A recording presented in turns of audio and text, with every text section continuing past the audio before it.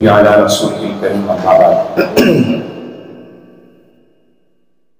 أعوذ بالله من الشيطان الرجيم بسم الله الرحمن الرحيم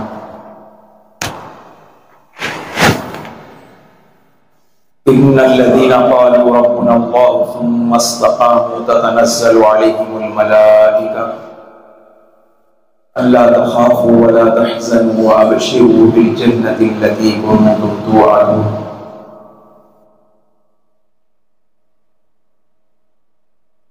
وقال الله عز وجل في مقام آخر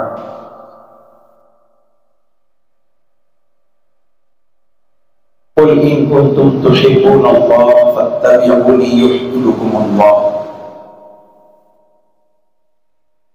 وقال النبي صلى الله عليه وسلم جددوا إيمانكم قيل يا رسول الله كيف نجدد إيماننا قال أكثر من قول لا إله إلا الله أو كما قال عليه الصلاة والسلام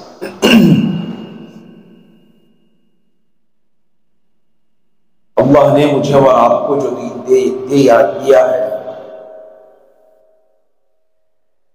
وہ پورے دین کی حقیقی طور پر دو ہی باتیں ہیں. گویا ایسے سمجھو کہ پورے دین کا خلاصہ اللہ نے دو چیزوں کے اندر رکھا ہے. ایک سب سے پہلے اللہ نے اپنے عقائد کو درست کرنے کا ہمیں حکم دیا ہے. دوسرا پوری کلی طور پر ہمارے اپنے اعمال کو صحیح کرنے کا بھی حکم دیا ہے. یہ دو ہی باتیں. جس کا عقیدہ صحیح ہو اس کی زندگی کامیاب ہے اور جس کے اعمال صحیح ہو اس کی زندگی بھی کامیاب ہے. اور دین کے پورے خلاصے کی محنت جدوجہد اور اس کا فائنل جو ہے وہ اللہ نے جو دیا ہے کہ ہم اپنے عقائد کے اعتبار سے بھی صحیح ہو اور اپنے اعمال کے اعتبار سے بھی صحیح.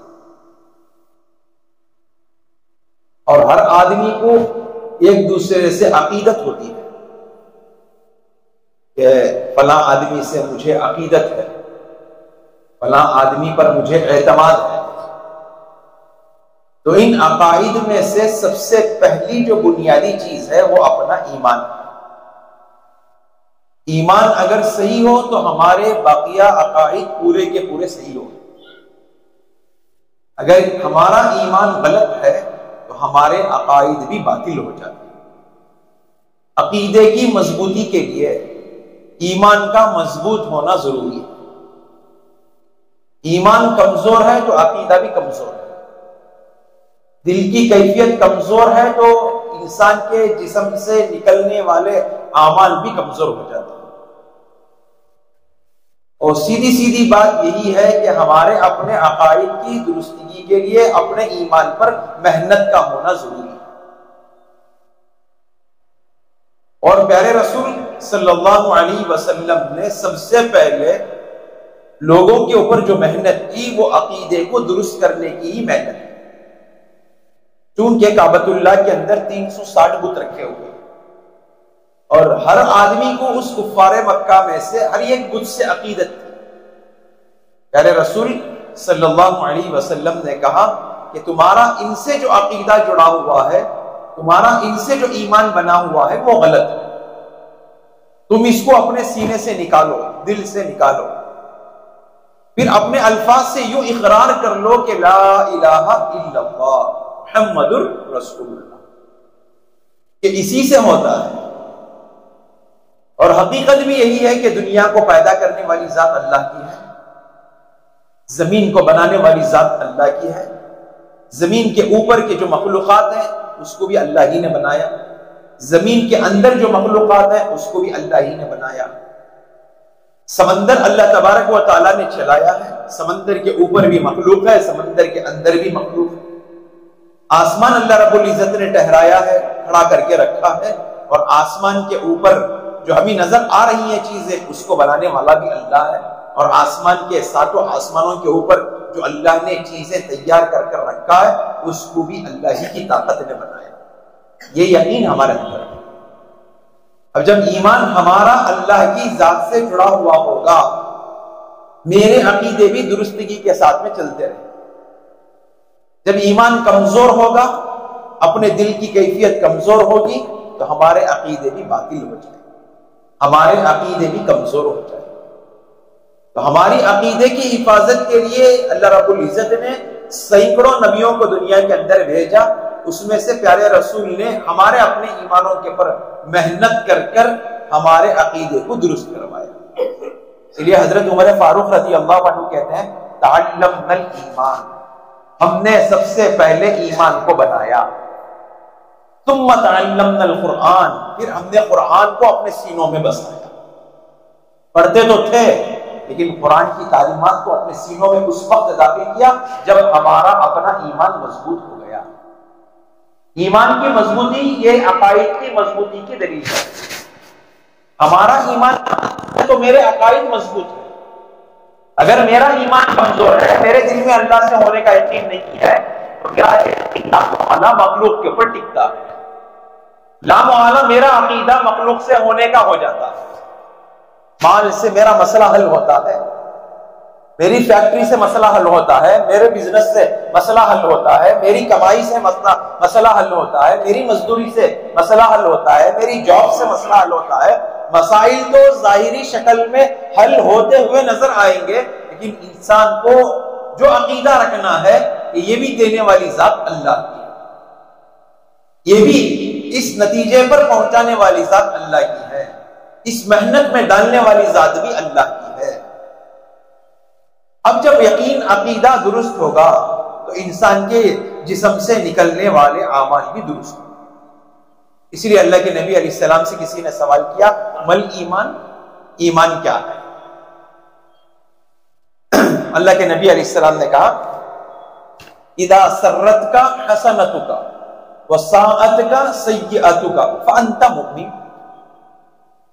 جب تیری نیکی تیرے دل کے اندر خوشی پیدا کر دے، کسی ایک عمل سے تیری زندگی کے اندر تیرے دل کے اندر خوشی پیدا ہو، اور جب تیرا گناہ تجھے مغموم کر دے، کہ تیرے گناہ کرنے سے تیرے دل کے اندر افسوس پیدا ہو کہ میں نے آج اللہ کی نافرمانی کی ہے، میں نے آج اللہ کا حکم توڑا ہے، تو فانت مؤمن، تو سمجھ لے کہ تیرا ایمان مضبوط ہے. ایمان کا اللہ کے نبی علیہ السلام نے ہمارے لیے معیار بھی بتایا کہ ہمارا ایمان کیسے ہو اور کس حیثیت سے ہمارے ایمان کو ہم جانچ سکتے ہیں، ٹیسٹ کر سکتے ہیں. تو اللہ کے نبی علیہ السلام نے کہا اذا سرت کا حسنت کا وساعت کا سیئت کا فانت مؤمن. جب تیری نیکی تجھے خوش کر دے اور تیرا گناہ تجھے غم کے اندر ڈال دے تو سمجھ جا کہ تم مومن ہے. اب ہم خود اپنی زندگی کے اندر جھانک کر دیکھ سکتے ہیں کہ ہم اپنے ایمان سے کتنے مضبوط ہیں، ہم اپنے ایمان پر کتنے قائم ہیں، اور ہمارا ایمان کس درجے کا اس وقت چل رہا ہے، اور میرے اپنے ایمان کی کیا کیفیت بنی ہوئی ہے. اور ایمان کا کبھی کبھار کمزور ہونا اور کبھی کبھار قوی ہونا یہ بھی ایمان کے مضبوط ہونے کی علامت ہے. اس لیے حضرت ابو بکر صدیق رضی اللہ عنہ مسجد سے جب باہر نکلے، یہ الفاظ کہتے ہوئے کہ نافقہ ابو بکر، نافقہ ابو بکر. وہ حدیث بھی ہے نافقہ حنظلہ. تو ساتھ میں حضرت ابو بکر سے ملاقات ہوئی تو حضرت ابو بکر نے سوال کیا کہ کیا بات ہے کہ آپ نے کہا کہ میرا امامہ ہی منافق ہو گیا.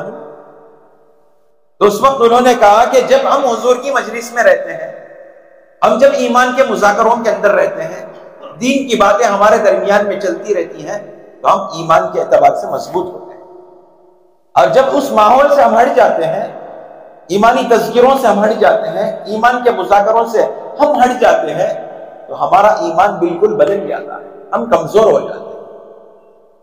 تو اس بات کو لے کر آپ کی خدمت میں دونوں ساتھی اللہ کے نبی علیہ السلام کی خدمت میں پہنچے اور سوال کیا اللہ کے نبی علیہ السلام سے، نبی جی جب ہم ایمان والوں کے مذاکروں میں بیٹھتے ہیں، آپ کی مجلسوں میں بیٹھتے ہیں، تو ہمارا ایمان مضبوط ہوتا ہے، اور جب وہاں سے اٹھ کر ہم اپنے اہل و عیال میں آ جاتے ہیں، ہمارے اپنی دنیاوی ضرورتوں کے اندر آ جاتے ہیں، وہ کیفیت ہمارے میں باقی نہیں رہتی. تو اللہ کے نبی علیہ السلام نے کہا کہ یہ بھی تو اپنے ایمان والے ہونے کی علامت ہے کہ آپ کے کمزوری پر اور آپ کے ایمان سے غفلت ہونے پر اس کے اندر کا احساس کا پیدا کرانا بھی یہ بھی ایمان کی علامتوں میں سے ہے. اس لیے کہ اللہ کے نبی علیہ السلام کی وہ حدیث ہے، پیارے رسول صلی اللہ علیہ وسلم نے کہا کہ اگر تم لوگ کسی برائی کو دیکھو، ہاتھ سے اگر روکنا چاہتے ہو تو ہاتھ سے روک سکو، اگر ہاتھ سے روکنے کی طاقت نہیں ہے زبان سے روکنا چاہتے ہو تو زبان سے روکو، اگر اس کی بھی طاقت نہیں ہے تو کم سے کم لاسٹ سٹیج ایمان کا یہ بھی بتایا گیا، حصہ یہ بھی بتایا گیا کہ دل کے اندر اس عمل کو دیکھ کر ندامت اور افسوس کرنا کہ کاش کہ یہ عمل نہ ہوتا تو کتنا اچھا ہوتا، یہ بھی ایمان کے درجے میں سے ہے. ذالک اضعف الایمان، یہ ایمان کا چھوٹا سا درجہ. تو میں خود اپنی زندگی کے اندر دیکھوں کہ کیا میرا ایمان اپنے اعتبار سے مضبوط ہے، کیا ایمان کے اعتبار سے میں قوی ہوں. اب جب میری نیکی مجھے خوش کر دے اور میرا گناہ مجھے غم کے اندر ڈال دے تو سمجھنا ہے کہ میں ابھی ایمان کے اندر مکمل ہو رہا ہوں. تو صحابہ کی کیفیت بھی یہی تھی. صحابہ اپنی زندگی کے اندر ان چیزوں کو لے کر چلتے تھے اور سوچتے تھے کہ کیسے ہمارا ایمان مضبوط ہو جائے، اور اتنے ایمان کی اپنی حفاظت اور اتنا اپنے ایمان کی نگرانی اور اپنے ایمان پر اتنی محنت جو صحابہ اکرام نے کی شاید کہ اب دنیا کا کوئی انسان کر سکے. حضرت بلال رضی اللہ عنہ جلیل القدر صحابیوں میں سے ہیں. اللہ رب العزت نے بڑا اونچا مقام حضرت بلال رضی اللہ عنہ کو عطا کیا، جن کے چپلوں کی آہٹ کو، آواز کو پیارے رسول نے جنت کے اندر سنا. اور عمل بھی کوئی بڑا مضبوط عمل نہیں تھا، بنیاد بنایا چھوٹا عمل. پیارے رسول نے پوچھا کہ جب میں معراج کے اندر ہوں، جنت کے اندر چل رہا ہوں، تیرے پیروں کے چلنے کی آہٹ میرے اپنے کانوں کے اندر سنائی دے رہی. تو پیارے رسول نے حضرت بلال سے وجہ پوچھی کہ تیرا کیا عمل دنیا کے اندر ایسا ہے کہ تو اس طرح کا عمل کر رہا ہے. تو پیارے رسول صلی اللہ علیہ وسلم سے بلال رضی اللہ عنہ نے کہا، نبی جی جیسے ہی میرا وضو ٹوٹ جاتا ہے میں وضو فوراً بنا لیتا ہوں، 2 رکعت تحیۃ الوضو پڑھ لیتا ہوں، اور اس کی برکت سے اللہ تبارک و تعالیٰ میرے وقت میں بھی برکت عطا کر دیتے ہیں. تو اللہ کے نبی نے کہا یہی عمل تیرا کہ تو میں زمین کے اوپر تو چل رہا ہے، مجھے اپنے جنت کے اندر چلنے کی آہٹ سنائی دے رہی.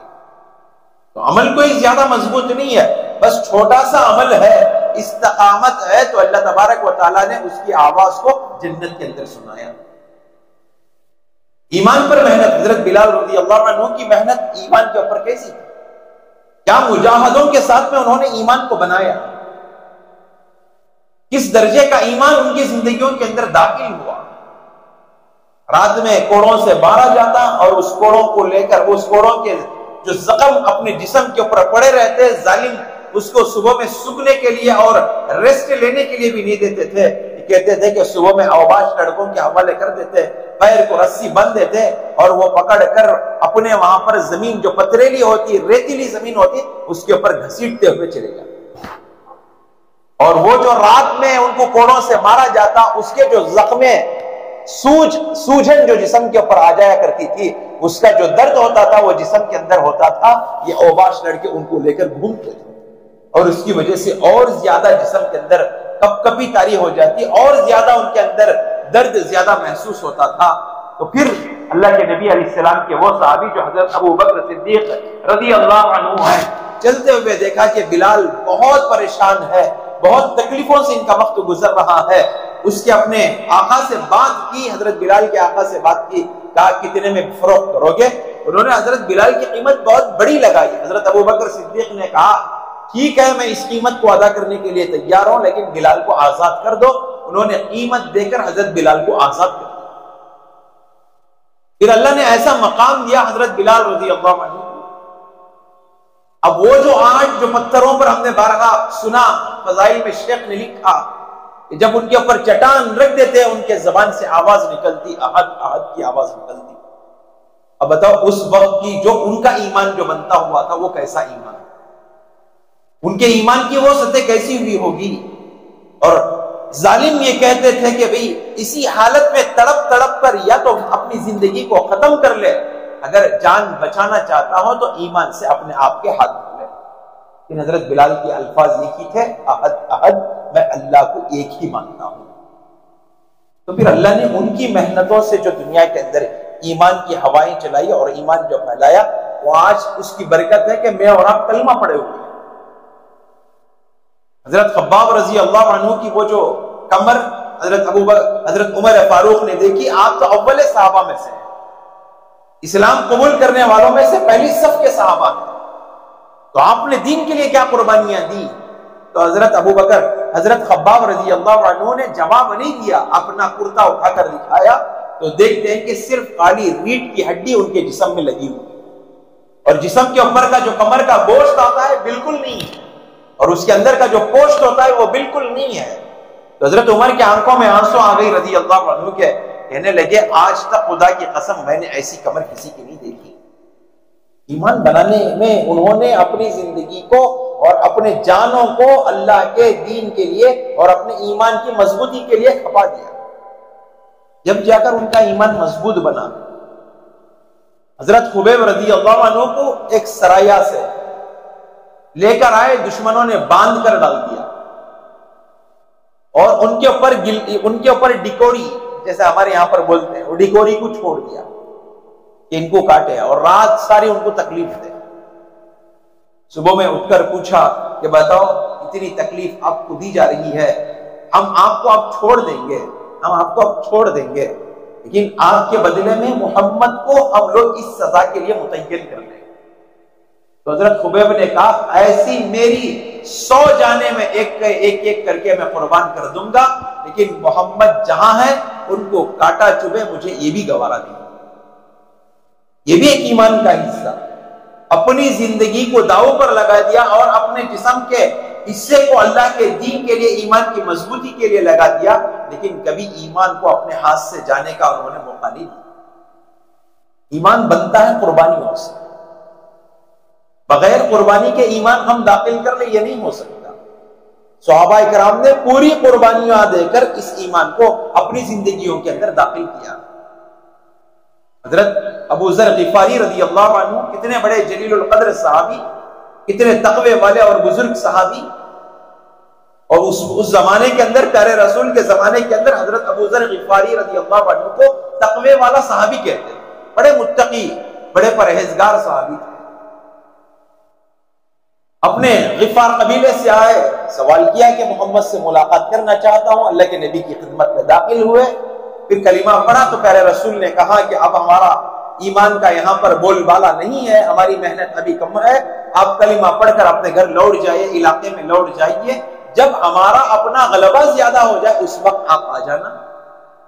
تو اس وقت حضرت ابو ذر غفاری نے کہا نبی جی اگر کلمہ صحیح ہے، حق ہے، ایمان ہمارا اپنا ضروری ہے تو ہم اس کو چھپانے کی کیا ضرورت ہے، چلو ہم اپنے ایمان کو علل اعلان لوگوں کے درمیان میں رکھیں۔ آئے، آ کر انہوں نے اعلان کیا، ابو جہل، اس وقت ابو لہب، عتبہ، شیبہ، ابو سفیان ابھی ایمان کے اندر داخل نہیں ہوئے تھے، مکے میں بیٹھ کر مشورہ کر رہے تھے کہ کیسے محمد کے ماننے والوں کو یہاں سے ختم کریں۔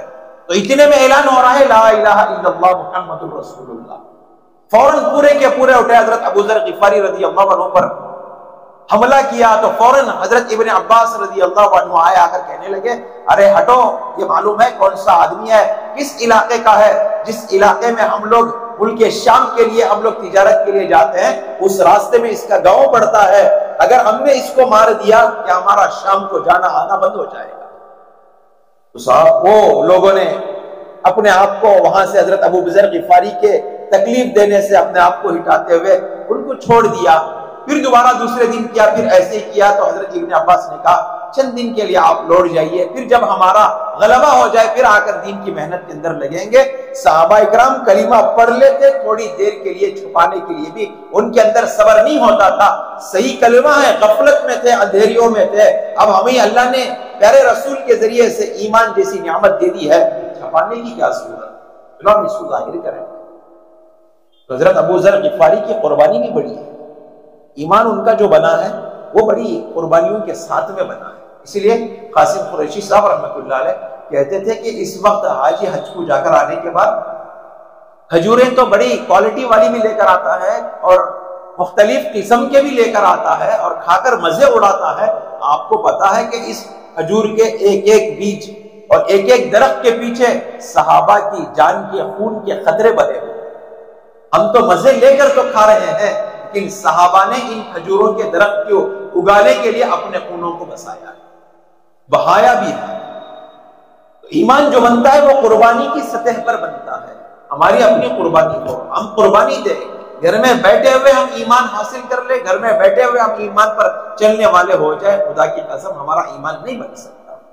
اسی لیے حضرت عمر فاروق نے کہا ہم نے ایمان کو بدر کے میدان کے اندر سیکھا، ہم نے ایمان کو احد کے میدان کے اندر سیکھا، تبوک میں ہمارا ایمان مضبوط ہوا، بنو مستلق کے اندر ہمارے ایمان کے اندر چاشنی پیدا ہو.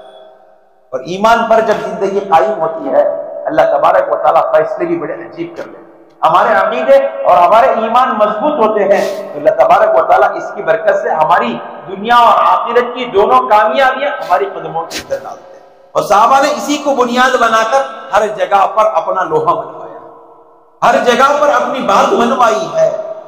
اس لیے حضرات صحابہ اکرام کی وہ جماعت جو ساؤتھ افریقہ کے جنگلوں کے اندر گئی، کیا نعرہ تھا ان کا؟ کوئی ان کا وہاں پر جانے کے بعد بڑا کوئی انہوں نے پلان تیار نہیں کیا کہ کیسے خالی کیا جائے، کس طرح انداز سے ان کو یہاں سے ہٹالا جائے. بس بیٹھ کر مشورے سے ایک صحابی کو طے کیا گیا آپ اعلان کرو ہم محمد کے غلام ہیں، اس جنگل میں آئے ہوئے ہیں، دین کی محنت کے لیے آئے ہیں، ہم یہاں بسیرا کرنا چاہتے ہیں، ہم موذی جانور سے یہ درخواست کرتے ہیں یہاں سے جنگل خالی کر دے، ہم یہاں لوگوں کو ایمان سکھانے کے لیے آئے. تو مورخین نے اپنی کتابوں کے اندر لکھا ہے وہ شیر جو جاندار کو دیکھ کر جھپٹتا ہے، وہ زہریلا جانور جو جاندار کو دیکھ کر اپنا ڈنس مارتا ہے، وہ خود صحابہ کی آنکھوں نے دیکھا ہے کہ شیر اپنے بچوں کے ساتھ دم دباتے ہوئے جا رہا ہے، سانپ اپنے سپوروں کے ساتھ میں جا رہا ہے. جنگل کا چرند پرند درند سیکنڈوں کے اندر، ایک لمحوں کے اندر پوری جنگل کو خالی کر دیا اور وہاں صحابہ نے رہ کر دین کی محنت کی. یہ کون سی طاقت ہے؟ کہ کون سا ان کے اندر پاور تھا کہ جس کی بنیاد پر وہ ایک بول کے اوپر، ان کے ایک بول کے اوپر سارے کے سارے لوگ، سارے کے سارے موذی درندے چرندے پرندے جنگل کو خالی کرنے پر مجبور ہو گئے. یہ ایمان کی طاقت، یہ ہمارے ایمان کی، وہ ان کے اپنے ایمان کی طاقت تھی کہ جس کی بنیاد پر جنگل کے پورے چرند پرند درندوں نے اپنی جگہ کو خالی کر دیا. اسی لیے اس تبلیغ کی مبارک محنت کے ذریعے سے بھی یہی چاہا جاتا ہے کہ ہماری اپنی زندگی کے اندر ایمان بالکل مضبوط ہو جائے. حضرت جی الیاس صاحب رحمۃ اللہ علیہ نے یہی کہا ہے کہ اس سطح کا دین جو سطح کا دین صحابہ میں موجود تھا پھر دوبارہ اس امت کے اندر زندہ ہو جائے. تو اس کے لیے اللہ نے مجھے اور آپ کو مبارک دین دیا. تو بنیادی طور پر ہمارا ایمان کا صحیح ہونا ضروری ہے، اور ایمان کے بعد اپنے اعمال کا ہونا ضروری ہے. اعمال میں اللہ نے سید الاعمال جو دیا ہے وہ نماز والا عمل دیا ہے، اور جس کو اللہ کے نبی علیہ السلام نے مثال دے کر سمجھائی احادیثوں کے اندر، جس طرح ایک آدمی کے یہاں پر جسم ہے، وہ جسم کے اوپر ایک سر ہوتا ہے، اسی طرح انسان کے دین کے لیے اور دین کے اندر مضبوطی کے ساتھ چلنے کے لیے جو سب سے اہم عمل جو ہوتا ہے وہ نماز والا عمل ہوتا ہے. اور قیامت کے دن اللہ کے نبی علیہ السلام نے کہا اول ما یحاسب به العبد یوم القیامت الصلاۃ. قیامت کے دن جو سب سے پہلے سوال کیا جائے گا وہ نماز کے بارے میں سوال کیا جائے گا. اور اللہ کے نبی علیہ السلام نے کہا دیندار ہونے کی علامت بھی کیا ہے؟ اللہ کے نبی علیہ السلام نے کہا کہ جس نے نماز کو قائم کیا اس نے دین کو قائم کیا. جس نے نماز کو قائم کیا اس نے دین کو قائم کیا. جس نے نماز کو اپنے یہاں پر پابندی نہیں کی اس نے دین کو بھی ختم کر دیا. الصلاۃ عماد الدین من اقامها اقام الدین ومن هدمها هدم الدین. اس کے لیے نماز والا عمل اپنے ایمان کی مضبوطی کے لیے، اللہ سے تعلق پیدا کرنے کے لیے، اللہ سے اپنی ضرورتوں کو، اپنے تقاضوں کو پورا کروانے کے لیے اعمال میں سب سے اہم عمل نماز ہے. ہم اپنے نمازوں کو بھی درست کریں. جس طرح جماعتوں کے اندر جانے کے بعد ترتیب بتائی جاتی ہے کہ ہمارا عمل وضو سے لے کر سلام پھیرنے تک، اور نماز کے دو حصوں میں ہم نے تقسیم کر دیا، ایک نماز کا ظاہر ہے اور ایک نماز کا باطن. نماز کا ظاہر وضو سے سلام تک، اور نماز کا باطن خشوع اور خضوع کے ساتھ میں تعلق رکھتا ہے. آج ہماری نمازیں تو ظاہری طور پر وضو سے لے کر سلام پھیرنے تک تو الحمدللہ بنی ہوئی ہے، لیکن ابھی وہ نماز اس سطح کی نماز جو ہماری نہیں آئی ہے، جو اپنے اندر کی نماز ہم کہتے ہیں، صفت احسان پر ہماری نماز آ جائے۔ اللہ کے نبی علیہ السلام نے کہا ان تعبد اللہ کأنک ترا فإن لم تکن ترا فإنہ یرا، ایسی عبادت کرو، اس طرح کی عبادت ہماری ہو کہ ہماری نماز پڑھتے پڑھتے نماز کی کیفیت ایسی بن جائے، نماز کے ہم عادی ایسے بن جائے کہ ہم اتنی طاقت ہمارے اندر آ جائے کہ ہم اللہ کو دیکھنے والے بن جائیں، یعنی کم سے کم اتنی طاقت تو ہمارے اندر ہو جائے، اتنی سوچ تو ہم رکھنے والے بن جائے، اللہ مجھے دیکھ رہا ہے۔ یہ صفت احسان ہے، اسی کا نام خشوع خضوع بھی کہا جاتا ہے، اور علماء نے نماز کی فضیلتوں کو بے شمار بیان کیا، اور قرآن میں اللہ تبارک و تعالیٰ نے 80 سے زائد جگہوں پر نماز کا تذکرہ بھی کیا کہ اقیموا الصلاۃ، نماز کو قائم کرو، نماز کو پڑھو نہیں، نماز کو قائم کرو، ان الصلاۃ تنہی عن الفحشاء والمنکر، ہماری نماز اس سطح کی ہو جائے کہ میرا دل گناہوں کی طرف کھینچے تو فوراً یہ مجھے بالکل دل کے اندر یہ بات پیدا ہو جائے، نہیں میں جو کام کر رہا ہوں وہ غلط کر رہا ہوں، ان الصلاۃ تنہی عن الفحشاء والمنکر، کہ میری نماز مجھے برائیوں سے روک رہی ہے تو سمجھ جاؤ کہ میری نماز قبول ہے، مجھے جھوٹ سے بچا رہی ہے تو سمجھ جاؤ کہ میری نماز قبول ہے، مجھے حرام کے دانے سے بچا رہی ہے تو سمجھ جاؤ کہ میری نماز قبول ہے، میرے آنکھوں کے گناہوں سے میں بچ رہا ہوں تو سمجھ جاؤ کہ میری نماز قابل قبول ہے۔ اگر میں نے ابھی اپنے آنکھ کو کنٹرول میں نہیں لایا، کان کو کنٹرول میں نہیں لایا، دل کو کنٹرول میں نہیں لایا، میرے اپنے اعضاء بھی انکنٹرول ہو رہے ہیں تو سمجھ جاؤ کہ اس کا اثر میری اپنی نماز کے ذریعے سے ہو رہا ہے کہ میری نماز ابھی صحیح نہیں ہے۔ علماء نے لکھا ہے کہ نماز میں خشوع خضوع پیدا کرنے کے لیے وضو کو صحیح کرنا ضروری ہے، جیسے کہ بتایا گیا عبادت، جس طرح کہ نماز عبادت ہے تو عبادت کے صحیح ہونے کے لیے وضو کی عبادت بھی صحیح کرنا ضروری ہے۔ اللہ معاف فرمائے آج ہمارا وضو صحیح نہیں ہوتا، جو سنن ہمارے اپنے وضو کے اندر ہے اس کو پورا کرنا ضروری ہے۔ ہم لوگ ویری شارٹ وضو ہمارا ہوتا ہے، بہت شارٹ وضو ہمارا، سیکنڈوں کے اندر ہمارا آپ کا وضو ہو جاتا ہے، لیکن سنتوں والا وضو ضروری ہے، اور اللہ تعالیٰ اس کے اوپر چھوٹے چھوٹے گناہوں کو معاف کرنے کا اللہ نے وعدہ بھی کیا ہے۔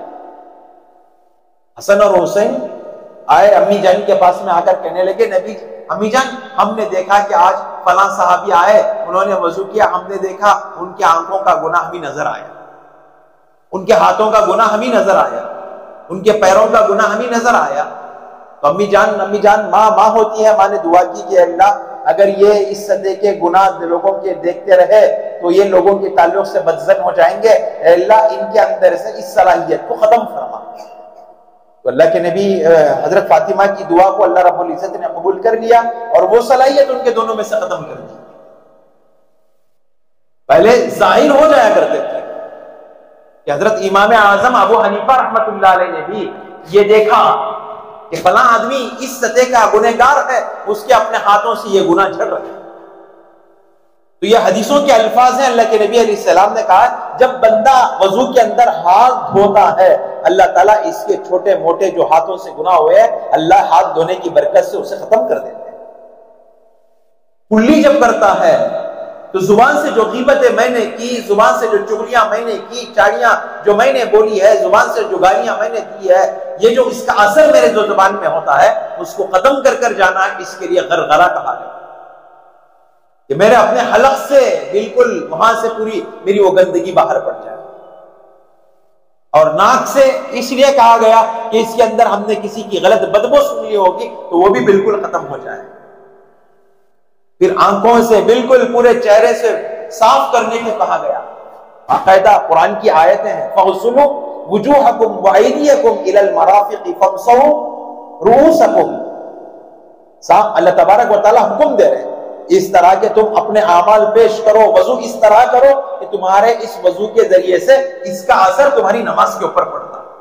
بس ابھی اس کشمکش میں رہتے ہیں، نماز میں کتنا میں دماغ کھینچی جا تو بھی نماز میں نہیں رہتا، خشوع خضوع نہیں رہتی، کتنا کہ میں دماغ لے جاتا ہوں نماز میں کنٹرول کریں گے اگر بول کو، پھر بھی میرا دماغ ان کنٹرول ہوتا رہتا ہے، باہر جاتا رہتا ہے۔ اس کے لیے علماء نے مجرب عمل بتایا ہے، نماز میں اپنا ذہن ان کنٹرول ہونے کی وجہ یہی ہے، ذہن منتشر ہونے کی وجہ یہی ہے کہ میرا اپنا وضو صحیح نہیں، تو وضو کو صحیح رکھو تو اپنا بالکل نماز میں خشوع خضوع پیدا ہوگا۔ کیونکہ یہ جس طرح اللہ کے نبی علیہ السلام نے کہا مفتاح الجنت الصلاۃ، جنت کی چابی نماز ہے، وہ مفتاح الصلاۃ الوضو، وضو کو صحیح کرنے کے لیے تمہاری اپنی چابی جو ہے وہ نماز کو صحیح کرنے کے لیے جو تمہارا صحیح عمل جو ہے وہ اپنا وضو ہے۔ جس طرح جنت میں داخلے کے لیے نماز کا صحیح ہونا ضروری ہے، اسی طرح نماز کے صحیح ہونے کے لیے وضو کا صحیح ہونا ضروری ہے۔ اس کے لیے ہمارا وضو پورا خشوع خضوع کے ساتھ، 13 سنتیں بتائی گئی، سنتوں کے ساتھ میں ہمارا وضو باقاعدہ، اس کے اندر غفلت نہ ہو، بالکل ہاتھوں کا انگلیوں کا بالکل خلال ہو، کانوں کا خلال ہو، انگلیاں ڈالے، پھر مسا پورے سر کا کرے، پوری سنت کے ساتھ میں اپنا پورا مسا ہو، گردن کا مسا ہو، پھر اپنے پاؤں کو دھوئے، پھر اپنے پاؤں کی انگلیوں کا خلال کرے، داڑھی کا خلال کرے، تو تب جا کر ہمارا وضو مکمل ہوتا ہے۔ اور ہمارے وضو کے لیے داڑھی کا بالکل خلال کرنا بھی ضروری ہے۔ ہمارا مزاج ایسا ہے، پانی اٹھا لیتے ہیں، ایسا مار کو جھٹک کو ایسا پورا کر دو، تو اس میں بعض مرتبہ ایسا ہوتا ہے درمیان کے جو بال ہوتے ہیں وہ سوکھے رہ جاتے ہیں، وہ چہرہ دھونے کے اندر داخل نہیں ہوتے، اس سے ہمارا وضو بھی پینڈنگ ہو جاتا ہے۔ اس کے لیے ایسا ہم جب پانی ڈالیں گے تو بالکل اپنی داڑھی کو حرکت دیں گے، پوری طرح حرکت دیں گے، حرکت دے کر اپنے بال کو بھگوئیں گے، ورنہ علماء نے لکھا ہے کہ وضو کے مکروہات میں سے وضو کے اندر چہرے پر پانی مارنا بھی مکروہ ہے، چہرے پر پانی مارنا مکروہ، اس سے ہمارا وضو کا ثواب نہیں ملتا۔ ہم لوگ پانی لے کر ایسا چہرے پر مار کر ایسا کر لیتے ہیں جس کی وجہ سے ہمارا وضو صحیح نہیں ہوتا۔ تو وضو بھی ہمارے لیے ضروری ہے، یہ ہماری اپنی نماز کی درستگی کے لیے وضو کا ہونا بالکل ضروری ہے۔ اب جب وضو صحیح ہوگا تو نماز صحیح ہوگی، نماز صحیح ہوگی تو ہمارا جنت میں جانا یقینی ہوگا۔ اب جب نماز ہماری مکمل ہو سکتی ہے، دنیا کا فائدہ یہ ہے آدمی اپنے مسائل کو اپنی نماز کے ذریعے سے دنیا کے اندر بآسانی حل کر سکتا ہے۔ صحابہ نے اس کی مثالیں بھی دے دی، کہاں تک ہمارے اپنے مسائل حل ہو سکتے ہیں، نماز کے ذریعے سے اپنی روزی کا مسئلہ بھی حل کر کے بتا دیا۔ وہ چکی والا واقعہ، صحابی گھر کے اندر آئے، پوچھا کھانے کے لیے، 3 مرتبہ نماز کے بعد 4تھی مرتبہ پر گھر کی چکی گھومنے لگی، حضور کی خدمت میں پیش کیا گیا، نبی جی اس طرح کے عمل سے گھر کے اندر چکی پیسنے لگی تو سارے گھر اور پڑوسی محلے والوں نے بھر لیا، اب دیکھوں کہ کتنا آٹا ابھی باقی ہے، میں نے چکی کا پارٹ اٹھایا تو آٹا آنا بند ہو گیا۔ میرے رسول نے کہا اگر وہ آپ چکی اٹھا کر نہ دیکھتے، اس نماز کی برکت سے اللہ قیامت کی صبح تک اس چکی میں آٹا چلواتا۔ نماز کی طاقت ایسی ہے، نماز کے اندر اللہ نے ایسا پاور رکھا، قیامت کی صبح تک آٹا چلتا اور مردوں تک کو زندہ کر کے دکھا دیا۔ ہم نے بارہا سنا وہ خچر والا واقعہ، سفر کے اندر جا رہے تھے کہ راستے میں خچر انتقال ہو گیا، ساتھیوں نے کہا اس کو سائیڈ میں ڈال دو، ہماری سواری میں سوار ہو جاؤ۔ اس صحابی نے کہا کہ نہیں، میں اللہ کے پاس مانگوں گا، اسی خچر پر دوبارہ آؤں گا۔ گئے، سائیڈ میں 2 رکعت نماز پڑھی، اللہ سے دعا کی، اے اللہ یہ تو آخرت میں زندہ ہو سکتا ہے لیکن وہاں کوئی کام نہیں آئے گا، اے اللہ اب اس کو یہاں زندہ کر دے تاکہ تیرے راستے میں جانے کے لیے آسانی ہو۔ اب 2 رکعت نماز پڑھ کر اللہ کے دربار میں مانگ کر ابھی دعا ختم کر کر اٹھے تھے، فوراً وہ مردہ اپنا خچر بھی زندہ ہو کر کھڑا ہو گیا۔ پھر وہ سفر کے لیے تیار ہو گئے۔ پھر وہ واقعہ وہ عورت کا جس نے اپنے بچے کو کھو دیا، ابھی نئی ایمان کے اندر داخل ہوگی اور کھو دیا اپنے بچے کا، انتقال ہو گیا۔ اب آپ علیہ السلام سے خبر پہنچائی گئی کہ نبی جی انتقال ہو گیا، فلاں بچے کا، فلاں عورت کے بچے کا انتقال ہو گیا۔ تو نبی جی نے کہا اس کی ماں کو اطلاع دو، تو کہا کہ اطلاع دی گئی۔ جب ماں کو پتا چلا انتقال ہو گیا، ماں نے کہا مجھے 10 منٹ کا وقت دو. 10 منٹ کے وقت کے اندر گئی، اندر اللہ سے مانگی، ہے اللہ یہ تو بالکل بات صحیح ہے، موت مقدر ہے، اس کا وقت موت کا ہے، تو نے اس کو لے لیا ہے، اس سے مجھے کوئی پریشانی نہیں ہے، لیکن آج تو یہ دنیا سے چلا جائے گا، لیکن میں اپنی پوری زندگی اسلام قبول کرنے کے تانوں میں اپنے خاندان والوں کے درمیان جیتی رہوں. اے اللہ تو اس کو قیامت میں بھی زندہ کرے گا، لیکن وہاں یہ میرے لیے کوئی سہارا نہیں بنے گا. اگر یہ اب زندہ ہو گیا تو اسلام کا تانا دینے والے اپنے زبانوں کو لاک کر لیں گے، بند کر لیں گے. اے اللہ میں تیرے دین کے لیے پوچھ رہی ہوں، تو اس کو زندہ کر دے. ابھی ماں دعا کر کر کمپلیٹ پوری مکمل بھی نہیں کی تھی، بچہ اپنے یہاں پر جاندار ہو کر جان اس کے اندر آ گئی، پھر کھڑا ہو گیا. مورخین لکھتے ہیں کہ خلافت عثمانیہ تک، حضرت عثمان غنی کے خلافت تک زندہ رہا، ان کے وقت کے اندر وہ دنیا سے انتقال ہو کر چلا گیا. تو اس کے بعد میں تقریباً وہ 30 سال مر کر ہونے کے بعد، موت آ جانے کے بعد، اپنی موت لے لینے کے بعد، ماں کی دعا سے ایسا ہو اپنے آپ میں، پھر اللہ نے اس کو زندہ کیا کہ پھر 30 سال تک اس کی زندگی چلی. یہ کس کی طاقت تھی؟ یہ نماز کی طاقت. ہم بھی اپنی نمازوں کو بنائیں انشاءاللہ. ایسا کوئی مسئلہ نہیں ہے، اللہ نے یہ سارے واقعات صحابہ کے ساتھ ہی ختم کر دیا ہے، انہی کی نمازوں کے ساتھ میں ختم کر دیا ہے. اب ہمارے ساتھ یہ واقعات پیش آنے والے نہیں ہیں، یہ غلط ہے. اللہ یہ چیزیں بھی اللہ تبارک و تعالی، اس طرح کے فیصلے بھی اللہ تبارک و تعالی ہمارے ساتھ میں بھی کرنے والے ہیں، لیکن شرط یہ ہے کہ ہمارے اپنے اندر کا ایمان مضبوط ہو. ہم ایمان والے اگر مضبوط بنے، ہمارا ایمان اگر مضبوط ہو، تو پھر اللہ تبارک و تعالی اس سے جو اعمال ہمارے سے نکلیں گے اور اس پر جو ہم اللہ کے دربار میں مانگیں گے، اللہ ہمارے اپنے دنیا کے مسائل کو بھی حل کر دیں گے. آج ہے میری نماز میں 40 سال سے نماز پڑھ رہا ہوں، 20 سال سے نماز پڑھ رہا ہوں، 15 سال سے نماز پڑھ رہا ہوں، تبلیغ میں لگا ہوا ہوں، اس وقت سے میری نماز چل رہی ہے، لیکن اللہ معاف فرمائے میری بھی حالت اسی ہے. ہم کسی کے اوپر الزام نہیں لگا سکتے. ہم نے کبھی ہمارا اپنا رخ اللہ ماشاءاللہ لگاتے ہوں گے، لیکن ہم کم لگاتے ہیں کہ ہمارے مسائل کو ہم اللہ کے دربار میں رکھیں.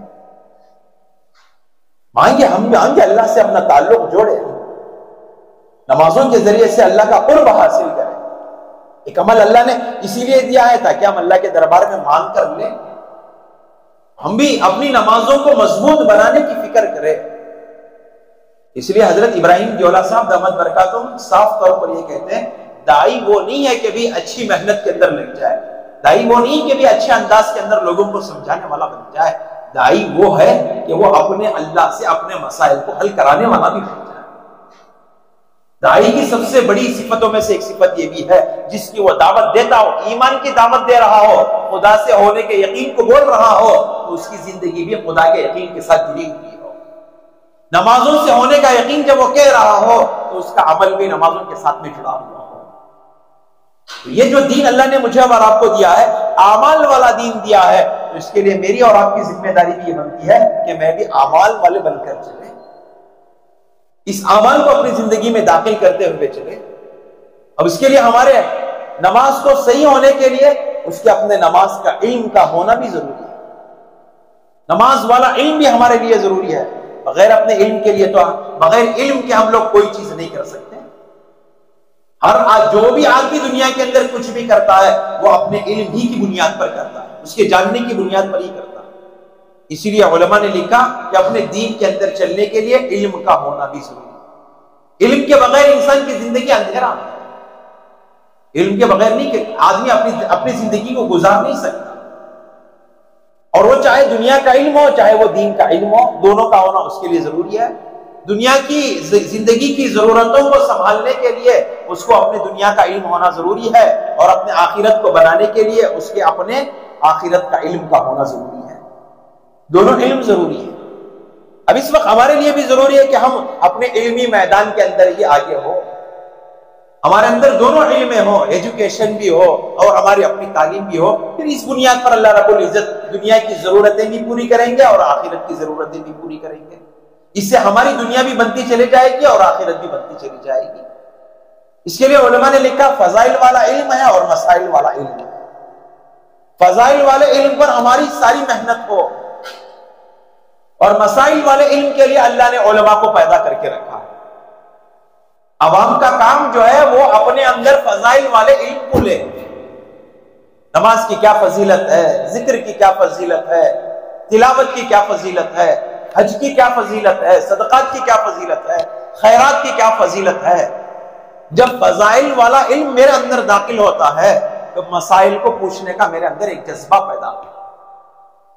اب میرے اندر فضائل والا علم نہیں ہے تو میں مسائل کے اوپر کیسے بیان کر سکوں؟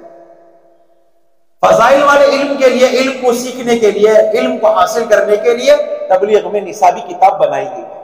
چلو بھی اپنے اس نصاب والی کتاب جو فضائل اعمال ہے اس کو پڑھو، اس کو اپنی زندگی کے اندر لاؤ، اس کو اپنے حلقوں کے اندر لاؤ، اپنے گھروں کے اندر لاؤ۔ اس کے ذریعے سے آپ کے اندر عمل کا شوق پیدا ہوگا۔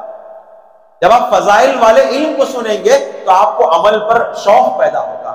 جب آپ عمل کرنے والے بنیں گے آٹومیٹک تمہارے اندر مسائل ایک سوال لے کر اٹھیں گے، تو پھر اس کے لیے اللہ نے علماء کو رکھا ہے۔ اس لیے اکابرین نے لکھا ہے ہمارے اپنے کہ ہمارے دعوت کے ساتھی فضائل پر بات کریں، مسائل پر بات نہ کریں۔ فضائل والے علم پر فوکس کرے، توجہ دے، پوری ان کی محنت فضائل کی تعلیم پر ہو، اور مسائل کے لیے ہم اپنے علماء کو چھوڑ دیں۔ لیکن آج مسئلہ الٹا ہے، تھوڑا فضائل والا علم آ گیا تو مسائل والا علم اور زیادہ ہمارے اندر آ جاتا ہے، ہم مسئلہ بولنے والے بن جاتے ہیں۔ علماء نے لکھا ہے کہ بغیر تحقیق کے کسی مسئلے کا بولنا، بغیر تحقیق کے کسی مسئلے کا بولنا اور وہ غلط عمل پر داخل ہو جانا، وہ اس کے اوپر قائم ہو جانا، علماء نے لکھا ہے کہ وہ اپنی جہنم کو پکا کرنا ہے۔ اللہ کے نبی علیہ السلام کی حدیث ہے، جو بات میں نے نہیں بتائی ہے اس کو اپنے انداز سے بتا دینا بدعت میں سے ہے، اور وہ اپنا ٹھکانہ جہنم کے اندر بنا لے۔ اور ہرگز بالکل اجازت ہمارے اپنے بڑوں سے بھی نہیں ہے کہ ہم مسائل پر کسی کو نہ چھیڑیں۔ کوئی مسئلہ پوچھے علماء سے اس کو رجوع کروا، جو بھی فلاں مولانا ہے آپ ان سے بات کریں۔ آپ کو کتنا، یہاں تک کہ مفتی کو بھی یہ حق نہیں ہے، مفتی کو بھی یہ حق نہیں ہے کہ فوراً سوال کرے تو فوراً جواب دے دے۔ ہمارے جب اصول ہمیں پڑھائے جاتے ہیں، تو اس وقت کہتے ہیں اگر آپ کو وہ سوال 100 بار کسی نے پوچھ لیا ہو، پھر بھی آپ کے پاس میں وہ 101 میں مرتبہ سوال آ رہا ہو، آپ کو فوراً جواب دینا نہیں ہے، ان سے کہنا ہے کہ میں دیکھ کر بتاؤں گا، تو وہ ورجنل مفتی ہے۔ اگر دو ٹوک فوراً وہیں پر وہ جواب دے دیتا ہے تو وہ ابھی اپنے علم کے اندر کچا ہے۔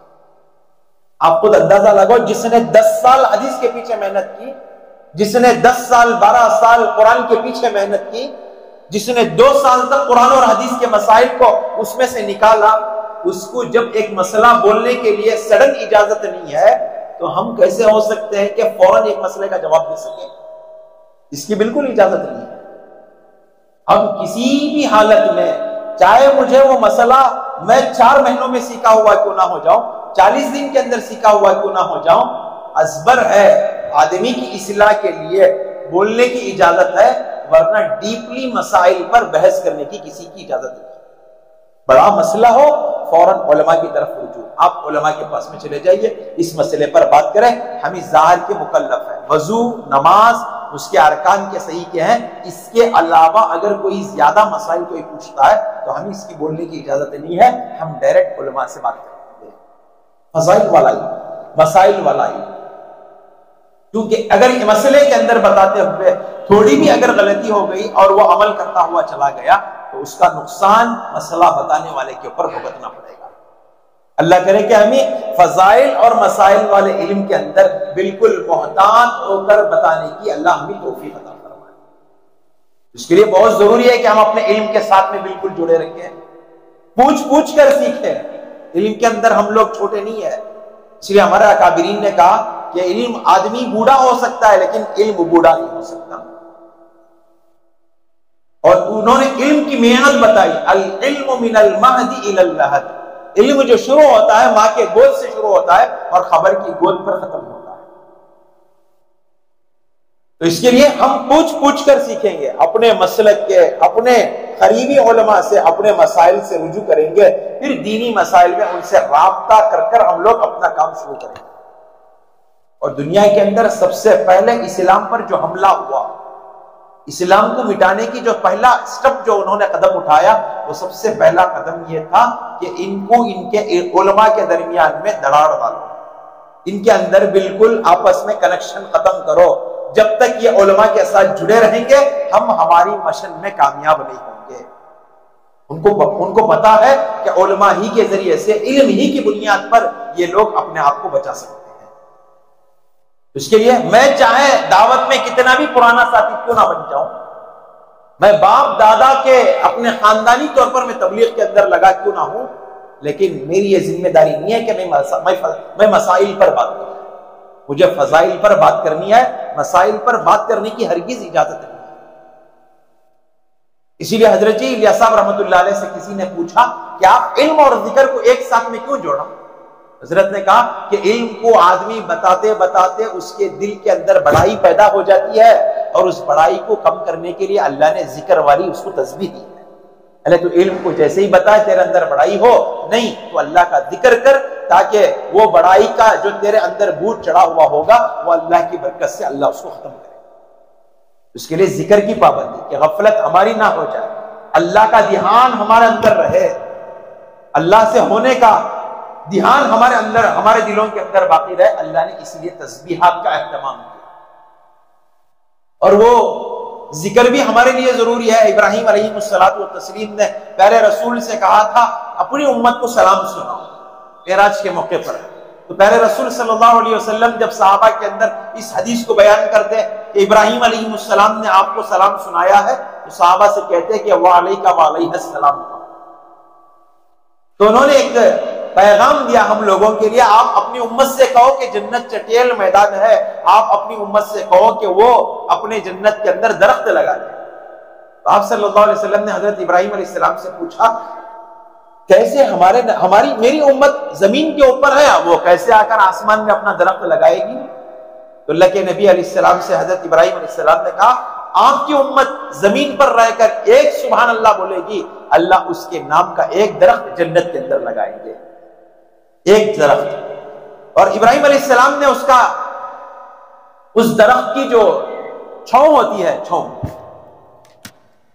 اس کا ایریا جو ہوتا ہے اس کو بتایا ابراہیم علیہ السلام نے۔ اگر عربی گھوڑا، اس زمانے کا عربی نسل گھوڑا جو تیز رفتار گھوڑا دوڑتا ہے، حضرت ابراہیم علیہ السلام نے کہا عربی گھوڑا 500 سال اس درخت کے سائے کے اندر دوڑتا رہے، گھوڑا دوڑتے دوڑتے تھک جائے گا لیکن اس کا سایہ ختم نہیں ہوگا۔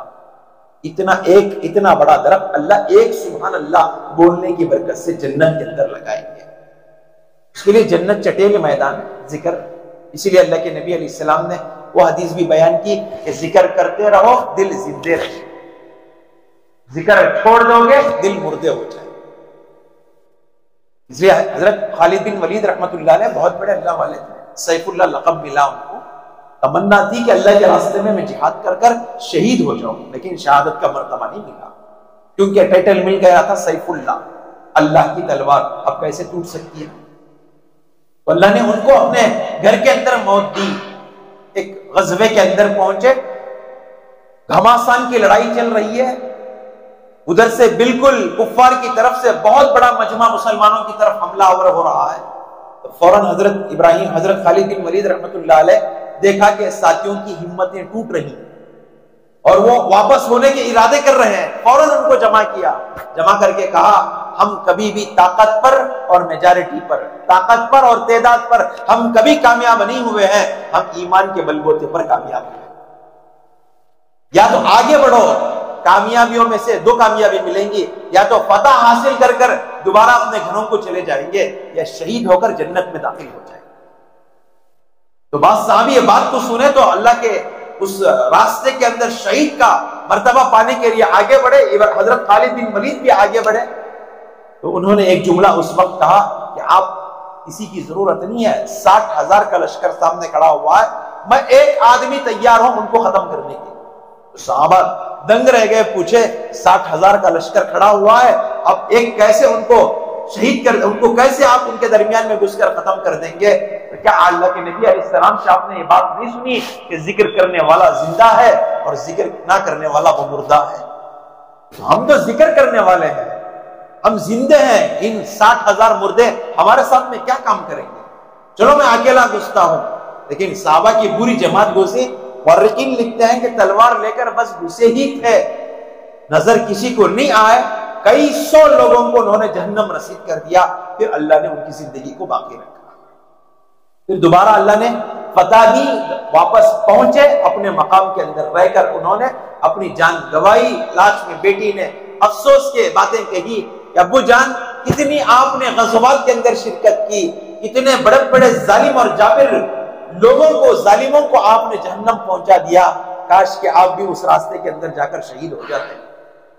تو اس زمانے کی بیٹیاں بھی جو وہ کیسی تھی، تو باپ نے کہا کہ بیٹی میری بھی یہی تمنا تھی کہ میں شہید ہو جاؤں، لیکن اللہ نہیں چاہتے کہ میں شہید ہوں، لیکن اللہ کے نبی نے کہہ دیا ہے کہ آپ اگر گھر میں بھی انتقال ہوں گے اللہ آپ کو شہیدوں کی صف میں کھڑا کریں گے، اس لیے کہ آپ کے ساتھ میں جو لقب ملا ہوا ہے وہ سیف اللہ کا ہے، اللہ اپنی تلوار کو توڑنا نہیں چاہتا، کیونکہ ایکسپرٹ تھے تلوار کے اندر چلانے کے اندر، ایکسپرٹ تھے، ماہر تھے، ایسا تلوار چلاتے عرب میں کوئی ان کی طرح تلوار نہیں چلاتا، اللہ نے وہ صلاحیتیں ان کو دی تھی۔ اس کے لیے ہم اپنی تسبیحات کی پابندی بھی اس نیت سے کریں کہ اللہ کا دیہات نصیب ہو جائے، اور جو بات ہماری ہے، ہمارے اکابرین نے ہمیں جو لکھا ہے کہ روزانہ کے 2 تسبیحات، ایک صبح کی اور ایک شام کی، ضروری ہے، یہ تبلیغی نصاب ہے کہ صبح میں ہو اور شام میں ہو، یہ عادت ڈالنے کے لیے ہماری زبانیں ذکر سے تر و تازہ رہے، عادت ڈالنے کے لیے 3 تسبیحات کی پابندی۔ میں اگر کسی شیخ سے بیعت ہوں تو ان کی جو تسبیحات ہیں وہ میرا معمول ہے، مجھے کرنی ضروری ہے۔ اگر میں نے کسی سے بیعت لے رکھی ہے تو بیعت لینے والا آدمی اپنے شیخ سے تعلقات کو جوڑے رکھے، اور شیخ جو رہبری کرے گا اس کے اوپر ہم کام کریں گے۔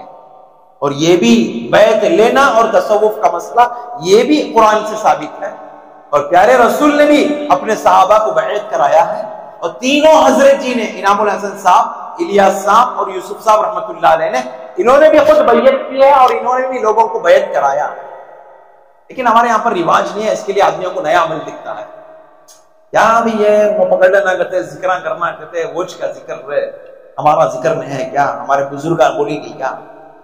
فاروق بھائی بھی بیعت لے کو، مولانا بھی بیعت شدہ آدمی تھے، ہمارے بڑے بڑے اساتذہ بھی بیعت لے کر، بیعت لینا کوئی غلط کام نہیں ہے، ہمارا ایک دماغ ذرہ ہمیں وہ اندر ہی چلے، ذرہ باہر نکلنا معلوم ہوتا ہے، یہ سلیبس سے کام سلیبس کے اندر ہی ہونا ہے، لیکن چند چیزیں ہیں جو اپنی اصلاح کے لیے کام کر رہا ہے، قرآن کا اصول ہے، تینوں چیزوں کے لیے اللہ نے نبی کو دنیا کے اندر بھیجا ہے، اور تصوف والا کام کوئی نیا کام نہیں ہے۔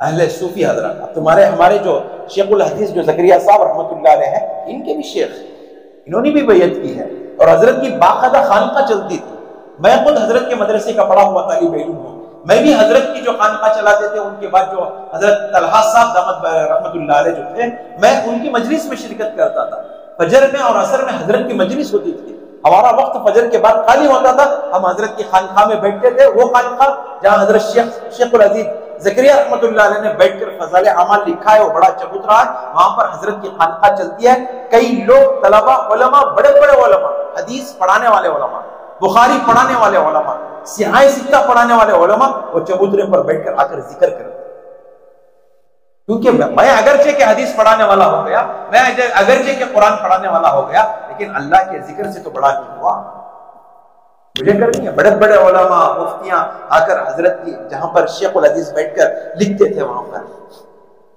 شیخ خلیل احمد سہارنپوری رحمۃ اللہ علیہ جو حضرت کے شیخ بڑے حضرت میں سے ہیں، جو شیخ صاحب میں سے ان کے جو خلیفہ تھے وہ حضرت سہارنپوری رحمۃ اللہ علیہ تھے، انہوں نے کام کیا، ذکریں کی، تو ہمارے لیے بھی ضروری ہے کہ ہم ذکر والے اعمال کو اپنی زندگی کے اندر باقی رکھیں۔ شیخ سے اگر کوئی بیعت ہوئے ہیں الحمدللہ تو ان کی تسبیحات، یا نہیں ہم بیعت نہیں ہوئے ہیں تو 3 تسبیحات پر ہماری اپنی زندگی، اور اس سے بھی زیادہ وقت مل رہا ہے تو ذکر ہم آرام سے کر سکتے ہیں، لیکن ہمارے اکابرین نے لکھا ہے اجتماعی اعمال کے وقت اب اپنے ذکر کو بھی روکیں، جیسے کہ ہم گشت آداب میں کہتے ہیں بھئی جب تک متکلم بات شروع نہ کرے ہماری زبان ذکر سے ہو، جب متکلم بات شروع کر دے ہم اپنے ذکر کو روک دیں، متکلم کی بات کی طرف متوجہ ہو جائے، ہوتا نہیں ہوتا، آداب ہوتے نہیں ہوتے ہمارے گشت کے اندر۔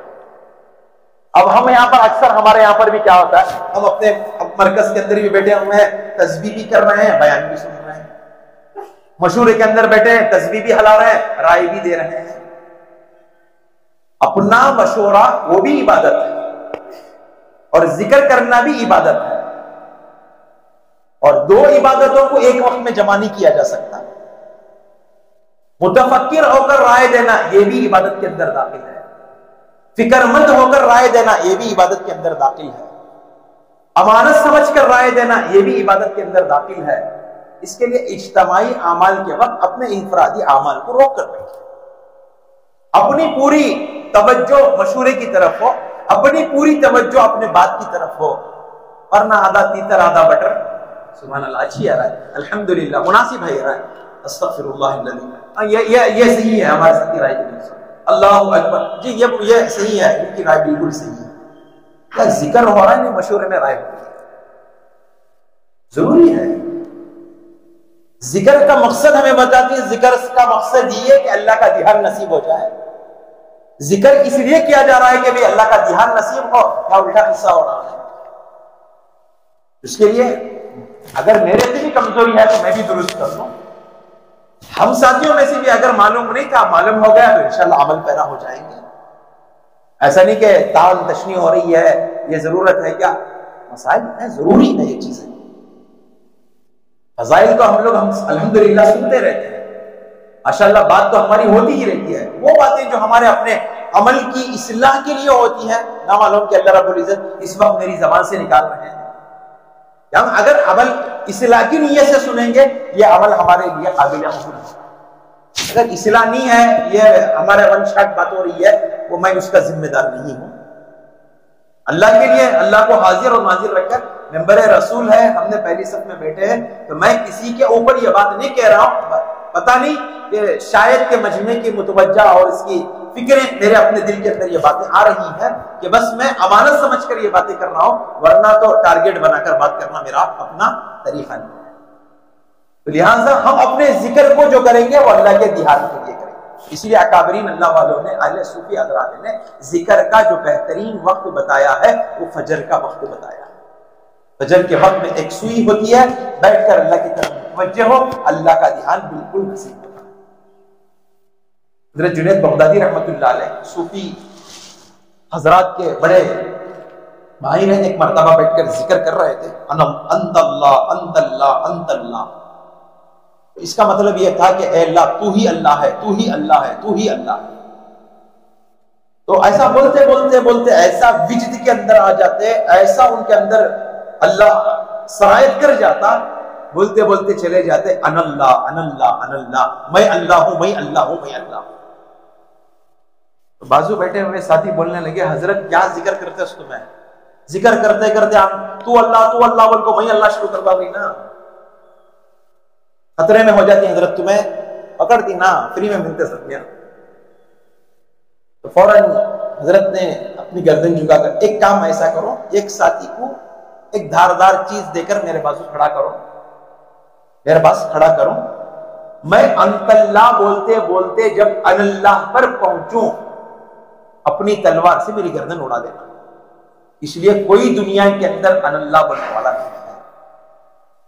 تو اسی طرح ایک ساتھی کو طے کیا گیا، آپ کھڑے اور بیٹھے کھڑے رہیں، جب میں انت اللہ بول کر ختم کر کے ان اللہ جب شروع کروں تلوار سے میری گردن اڑا دینا۔ تو ساتھی انتظار میں تھا، حضرت انت اللہ بولتے بولتے ان اللہ پر جب آئے، ساتھیوں نے کہا کہ حضرت شروع کر دی ہے ان اللہ مار گردن پر، تو جیسے ہی انہوں نے گردن پر مارا، لکھا ہے ساتھیوں کی کتابوں کے اندر کہ تلوار جیسے ہی گردن پر پڑی ریورس آئی، گردن نہیں کٹی بلکہ تلوار بنگی ہو کر وہ ریورس آئی۔ تو حضرت نے اس وقت جواب نہیں دیا تھا، بعد میں حضرت نے جواب دیا کہ دیکھو کیا ہوا بھائی، ذکر ختم ہونے کے بعد حضرت نے پوچھا کیا ہوا بھائی، آج میں نے نہیں کہا ان اللہ۔ حضرت سے ساتھیوں نے معذرت کی، ہاتھ پکڑ لیا اور معافی مانگ لی، حضرت ہم غلط تھے، معلوم نہیں کیا مسئلہ تھا، آپ ہمیں بیان کر دے۔ کہنے لگے کہ جب بندہ کسی کے محبت میں داخل ہو جاتا ہے وہ اس کے اندر سرایت کر جاتا ہے، پتہ نہیں چلتا کہ وہ کیا ہو رہا ہے۔ اسی طرح میں اللہ کی محبت میں ایسے چلا جاتا ہوں، انت اللہ بولتے بولتے اللہ میرے اندر سرایت کر جاتا ہے۔ تو ذکر کا مزہ ان لوگوں کو معلوم ہے کیا ذکر ہوتا ہے۔ ہم نہ کیا معلوم ہوتا ہے سبحان اللہ اچھی ہے رائے، سبحان اللہ بہترین ہے رائے، سبحان اللہ الحمدللہ مناسب ہے، راہ پر عمل کر لیں گے. کانسنٹریٹ، بالکل ہماری جو توجہ ہو وہ اللہ کے ذکر میں ہو، اپنی پوری دھیان اللہ کے ساتھ میں جڑے رکھے، تب جا کر وہ ہمارا ذکر مکمل ہوگا. اللہ کرے کہ مجھے بھی تسبیحات کا پابند بنائے، ہم سب کو بھی تسبیحات کا پابند بنائے. اس کے لیے اللہ سے تعلق میں ہمارا ضروری ہے. کام اللہ سے تعلق پیدا کرنے کے لیے ہے. بعض اعمال ایسے ہیں جس سے ہمارے دلوں کے اندر اللہ کا اور تعلق مزید پیدا ہو جاتا ہے. اب جب ہم اللہ اللہ بولتے ہوئے ہم چلتے رہیں گے تو ہمارے اندر اکرام والی صفت بھی ضروری ہے. آپس میں اخلاق بھی ہمارے لیے ضروری ہے. اخلاق والا دین بھی ضروری ہے. صرف خالی عبادت والے دین سے دین مکمل نہیں ہے. میں پہلے صف کا آدمی ہوں، میں اول صف کا آدمی ہوں، میں تکبیر اولا کا آدمی ہوں، میری زبان سے بالکل میری زبان سے کسی کا دل ٹوٹا ہوا ہے تو میری عبادت بیکار ہے. میں اول صف کا آدمی ہوں، تکبیر اولا کا آدمی ہوں، تہجد کا پابند ہوں، میرے عمل سے کسی ساتھی کو ناراضگی ہے، ہو سکتا ہے، لیکن میری اپنی ذات سے اسے تکلیف نہ پہنچے. میرے عمل سے آدمی اختلاف کر سکتا ہے، میری بات سے آدمی اختلاف کر سکتا ہے، لیکن میں اس کی ذات کو نقصان نہ پہنچاؤں، یہ اخلاق کا اعلیٰ درجہ ہے. ہر آدمی میرے سے اختلاف کر سکتا ہے، انہوں برابر نہیں رہے، انہوں ڈھنگ نہیں رہے، ان کا صحیح طریقہ نہیں ہے، وہ اختلاف بجا ہے، حق ہے، ہونا ضروری ہے، لیکن میری طرف سے کسی کو تکلیف پہنچے یہ اخلاق کا درجہ نہیں ہے. میری ذات سے کسی کو تکلیف پہنچے یہ بات صحیح نہیں ہے. میں اپنی طرف سے کسی کو تکلیف پہنچاؤں یہ ایمان کا حصہ نہیں ہے. اللہ کے نبی علیہ السلام نے کیا کہا؟ اخلاق کا اعلیٰ درجہ یہ ہے غلطی نہ ہوتے ہوئے بھی اگر کوئی غلط ٹھہرا رہا ہے اپنے آپ کو صبر کے اندر ڈال لو، کل قیامت جنت میں میرے گھر کے پاس آپ کا گھر ہوگا. اخلاق کا اعلیٰ درجہ. اکرام ضروری ہے، اپنے درمیان میں اخلاق ضروری ہے، اخلاقی سے دین. اس لیے حضرات علماء اکرام نے دین کا خلاصہ دو چیزوں میں بیان کیا. دین عبادت سے شروع ہوتا ہے اور اخلاق پر مکمل ہو جاتا ہے. اور پیارے رسول کی پوری زندگی ہم اٹھا کر دیکھیں، اللہ کے نبی دو ہی چیز کی تبلیغ کی ہے، ایک عبادت کی ہے اور ایک اخلاق کی تعلیم کی. اخلاقی سے لوگ ہماری طرف متوجہ ہوتے ہیں، ہمارے اپنے رویے سے ہی ہمارے لوگ ہماری طرف متوجہ ہوتے ہیں. اور اخلاق میں سب سے بڑی جو چیز ہوتی ہے وہ دو چیزیں ہوتی ہیں. حضرت جی یوسف صاحب رحمۃ اللہ علیہ نے کہا دائی وہ نہیں ہے کہ بہترین بیان کر کر مجمع کو رلا دے، دائی وہ نہیں کہ بہترین دعا کر کر لوگوں کو ہچکیوں پر لا لے. دائی کی حقیقی صفت یہ ہے کہ اس کے اندر لینت بھی ہو اور حکمت بھی ہو. لینت یہ ہے کہ نرمی اس کے اندر آ جائے، چلتے چلتے کام کے اندر اسے نرمی آ جائے اور کام کرتے کرتے اس کے اندر حکمت آ جائے. زمانے سے کام میں لگا ہوا ہے، نرمی نہیں ہے تو وہ کام بیکار ہے. زمانے سے کام میں لگا ہوا ہے، حکمت نہیں ہے، ساتھی کو کیسا لے کر چلنا ابھی تک نہیں آیا ہے تو اس کا وہ کام میں چلنا بیکار ہے. جس طرح پرندے کے دو پر ہیں، اصلاح دعوت کے دو پر ہے. جب ہماری نرمی ہوگی اور حکمت ہوگی مجمع ہمارے سے جڑتا ہوا چلے اور اللہ تعالیٰ لوگوں کو ہدایت کے ذریعہ ہم ہی بنا لیں گے. حکمت بھی نہیں ہے، لینت بھی نہیں ہے، میں اپنے آپ میں بڑا ہوا ہوں، میں اپنے آپ میں بڑا سمجھا ہوا ہوں تو وہ میری دعوت میری ذات تک رہے گی، میری دعوت سے امت کو فائدہ نہیں ہوگا. اگر امت کو فائدہ پہنچنا ہے میری دعوت سے تو اس کے لیے حکمت بھی ضروری ہے اور لینت بھی ضروری ہے.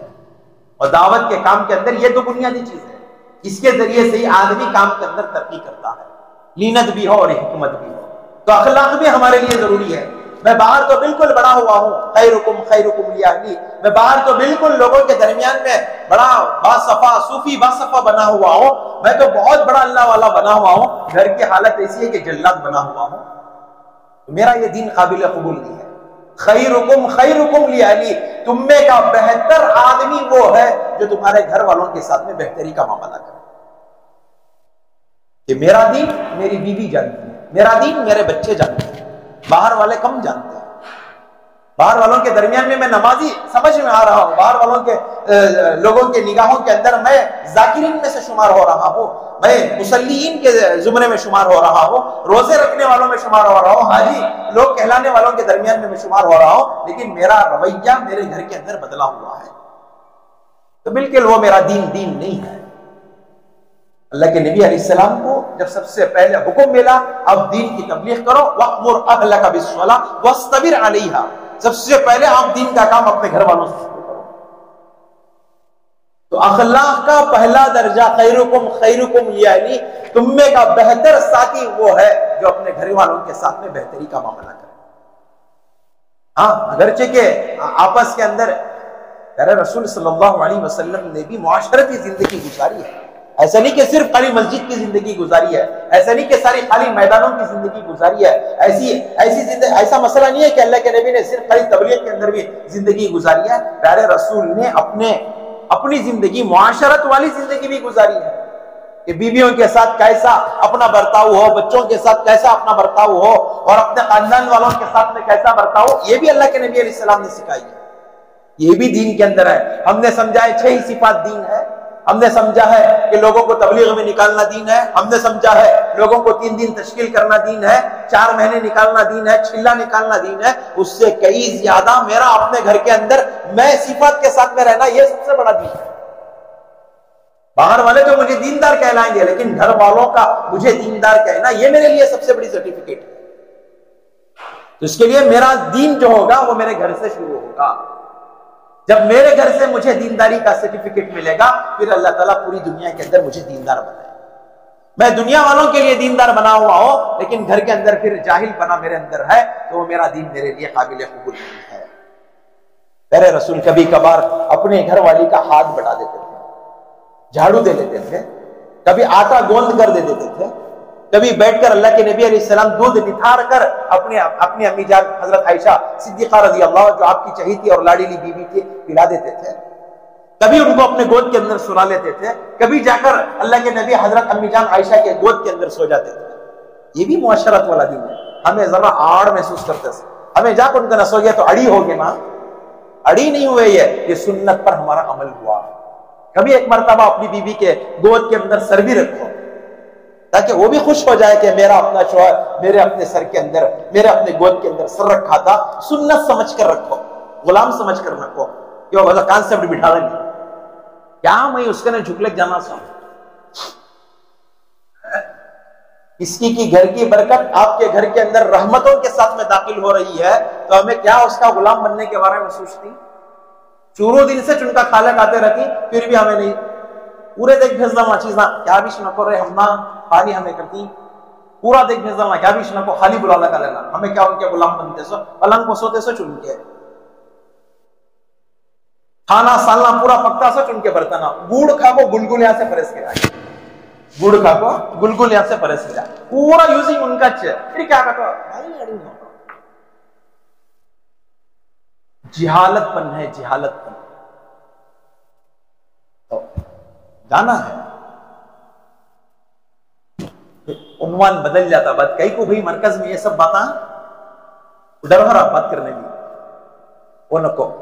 لہذا معاشرتی دین بھی ہمارے لیے ضروری ہے. پیارے رسول بیٹھ کر سکھایا. بتا رہے تھے نہیں مثلا 4 مہینے کے جوڑ کے اندر فاروق بھائی بھی بتا رہے تھے رننگ ریس لگائے 2 جنے کی، اللہ کے نبی بھی اور حضرت امی جان عائشہ صدیقہ بھی.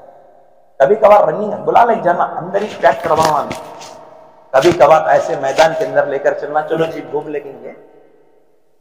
بیوی کو پردہ اور شریعت کے درمیان کے اندر کھلانا یہ بھی سنت میں سے. لیلک پھرتے رہتی مخالی لیلک پھرتے رہتی نہ رہے کر قدمیاں بول لیتی، ٹینشن لینے کا نہیں ہے.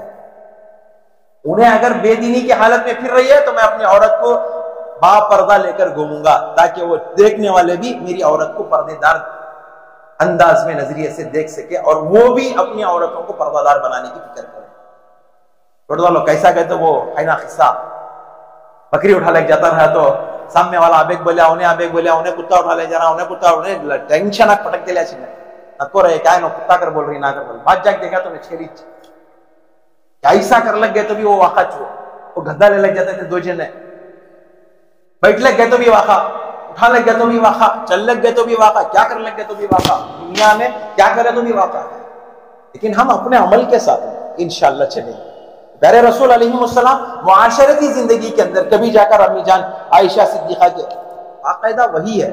اللہ حدیث میں ہے اللہ کے نبی علیہ السلام ایک مرتبہ امی جان عائشہ صدیقہ کے گود کے اندر سوئے ہوئے تھے، ایک دم فوراً اللہ کے نبی کی یہ حضرت امی جان عائشہ صدیقہ کا گود وزن ہو گیا. پیارے رسول علیہ السلام کہنے لگے ابھی جبرائیل میرے پاس میں آئے ہیں، وحی لے کر آئے ہیں. تو اس وقت معلوم ہوا کہ حضور پر وحی نازل ہوتے ہوئے کتنی تکلیف ہوتی. تو امی جان صدیقہ نے لکھا ہے، حدیثوں کے اندر یہ لکھا ہے کہ میں اللہ کے نبی جب میرے سر گود کے اندر سر رکھ کر سو رہے تھے تو جب میرا گود وزن سے بھرنے لگا تو میں نے پیارے رسول سے پوچھا کیا تکلیف ہو رہی ہے؟ تو اللہ کے نبی نے کہا جبرائیل آنے کا وقت ہے، جب جبرائیل آتے ہیں تو میرا جسم وزن ہو جاتا ہے۔ تب تو بھی ایک بار سو جانا کیا بھی فرق نہیں پڑتا، ویسے ہمیں کیا ان کے غلام بن جاتے نہیں، سنت ہے کیا حضور سے زیادہ تمہیں؟ حضور جب گود میں سو سکیں گے تو کیا تم حضور سے بڑھ گئے؟ یہ بھی ایک محبت ہے۔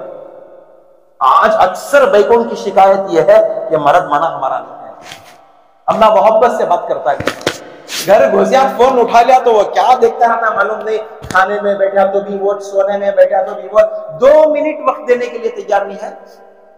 بات کرو بیٹھ کر، 2 منٹ بات کرو، کیا ہماری اپنی زندگی کا نقصان ہو جاتا ہے؟ معاشرتی زندگی ضروری ہے، کیا ہم ان کے درمیان میں بھی دین کو قائم کریں؟ باقاعدہ اللہ کے نبی علیہ السلام اپنے بیویوں کے ساتھ میں ہنسی مذاق بھی کر لیتے تھے، کبھی بیٹھ کر ان کے ساتھ میں ہنسی مذاق کی باتیں بھی کرو، کبھی چٹکلیاں بھی بولو ان کے درمیان میں بیٹھ کر، یہ بھی سنت میں سے ہے۔ ہمیں ہمیشہ جلاد بیٹھے سر کا بیٹھ کو منہ بنا لے کو میرا اوپ پٹنا ان کے اوپر رہے منجے دیکھے تینوں ڈرنا، فائدہ کیا ہے؟ ویسا دین، ویسا عمل کیا ضروری ہے ہمارے واسطے؟ وہاں بنا لے ایک بیٹھے رہنا، یارا بھائی نارا بھائی نے جلاد دے انہیں بول لینا، دین پیدا ہے، محبت ہے ان کے اندر ڈالو، وہ تمہارے سے محبت ڈالے، آپ ان کو شیئر کرو وہ آپ سے شیئر کرے، اسی کا نام پیار محبت ہے، یہی معاشرتی زندگی ہے۔ تو اللہ کرے کہ ہمیں معاشرتی والا دین بھی اپنی زندگی میں لینے کی توفیق عطا فرمائیں، تو اس انداز سے ہم اپنی زندگی کو گزارے تو اس سے عورتیں بھی دین پر چلنے والی بنیں گی۔ اس کا فائدہ یہ ہوگا ہم ان کے درمیان میں پیار محبت کو بانٹیں گے تو وہ بھی دین پر چلنے والی بنیں گی۔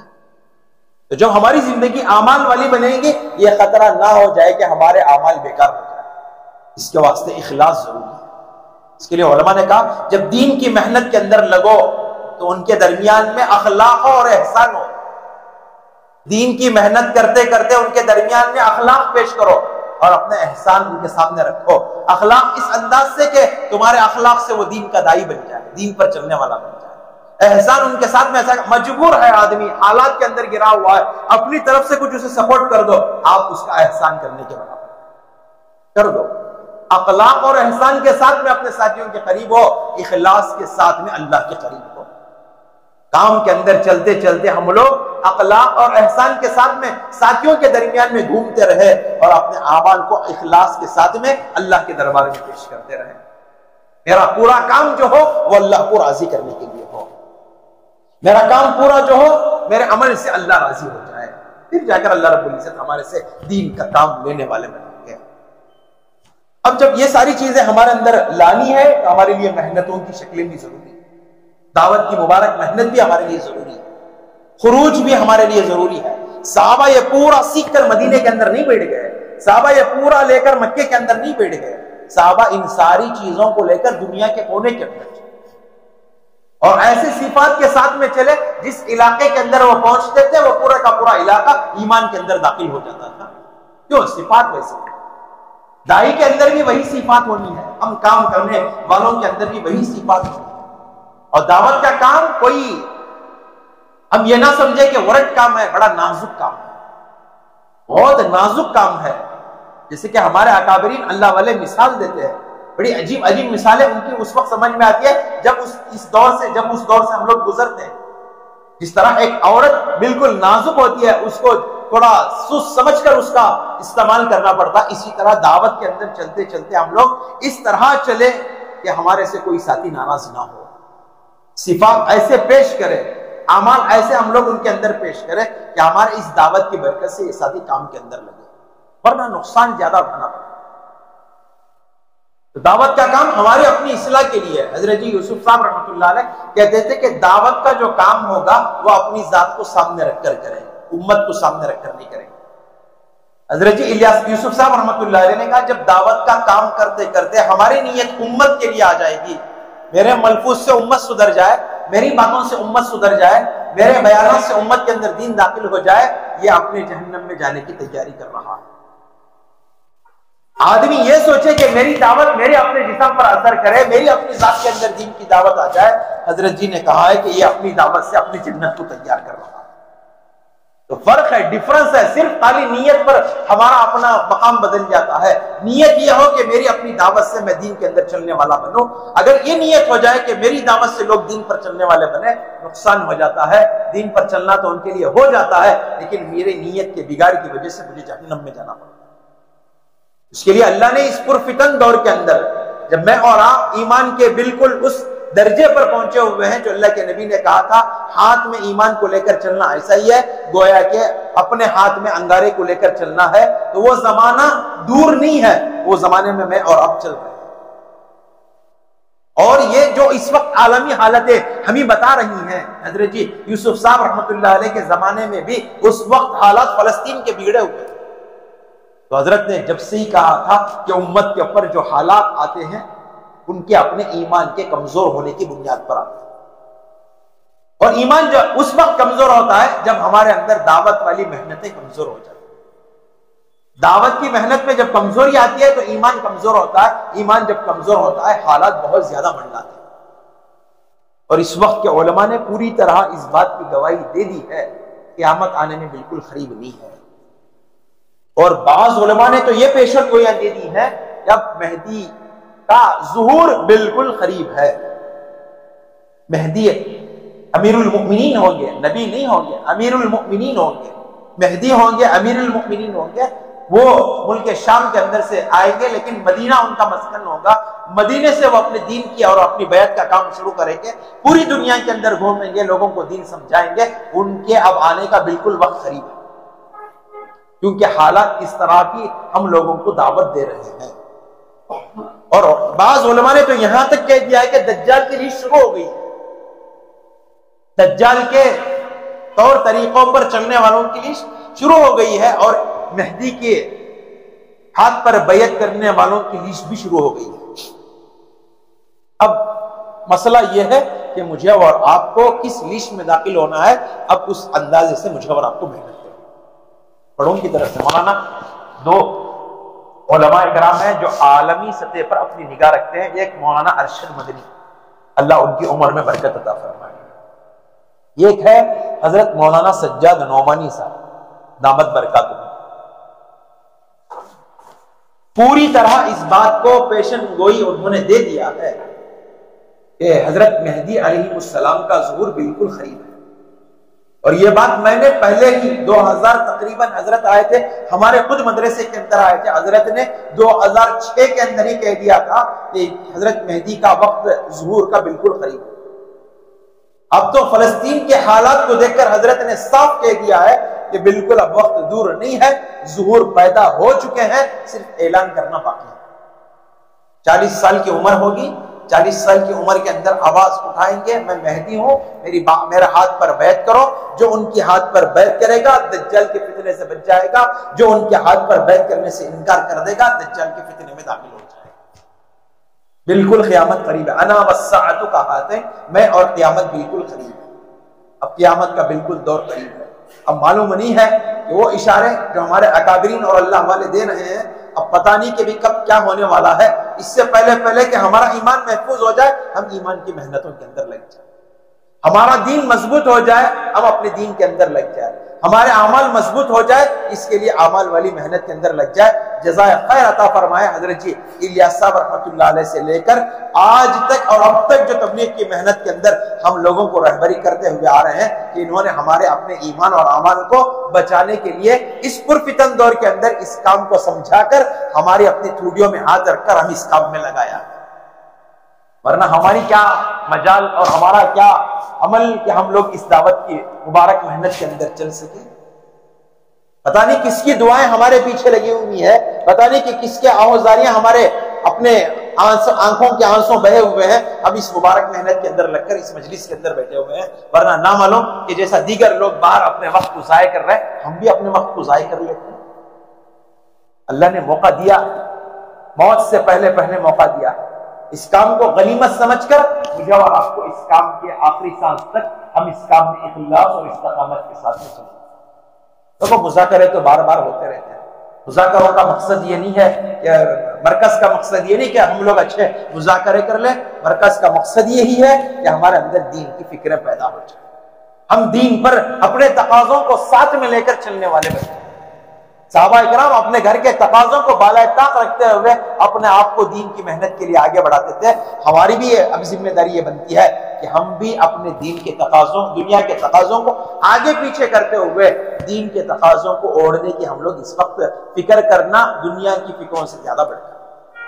اس کے لیے ابھی اجتماع کا عنوان ہمارے سامنے ہے۔ اب معلوم نہیں ہے کہ ابھی قیامت کب آنے والی ہے، اب معلوم نہیں ہے کہ ابھی مجھے اور آپ کو دجال کی لسٹ میں جانا ہے یا مہدی کی لسٹ کے اندر جانا ہے۔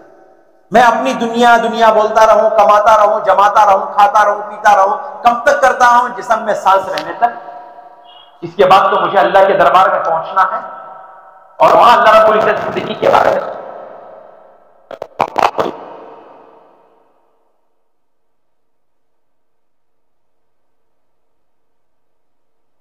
چھوٹا سا آدمی میرے اوپر احسان کر دے، ایک چھوٹی سی مالیت میرے ہاتھ میں دے دے، بتاؤ اس آدمی کا اکرام اور احترام میرے دل میں آتا کہ نہیں آتا؟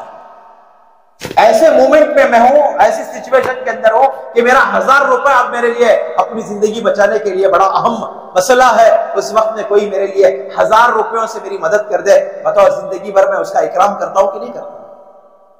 اب وہ خدا جو ماں کے پیٹ سے نکال کر ایمان جیسی دولت دیا، ایمان والوں میں گھروں میں پیدا فرمایا، اس سے بڑھ کر ایمان کی محنت کے اندر مجھے اور آپ کو لگایا اور خود اس کے اوپر محنت کرنے اور لوگوں کو اس کے اندر جوڑنے کے لیے اللہ نے قبول کیا ہے، کیا اس اللہ کے لیے ہم اپنے وقت کو دین کے لیے فارغ نہیں کر سکتے؟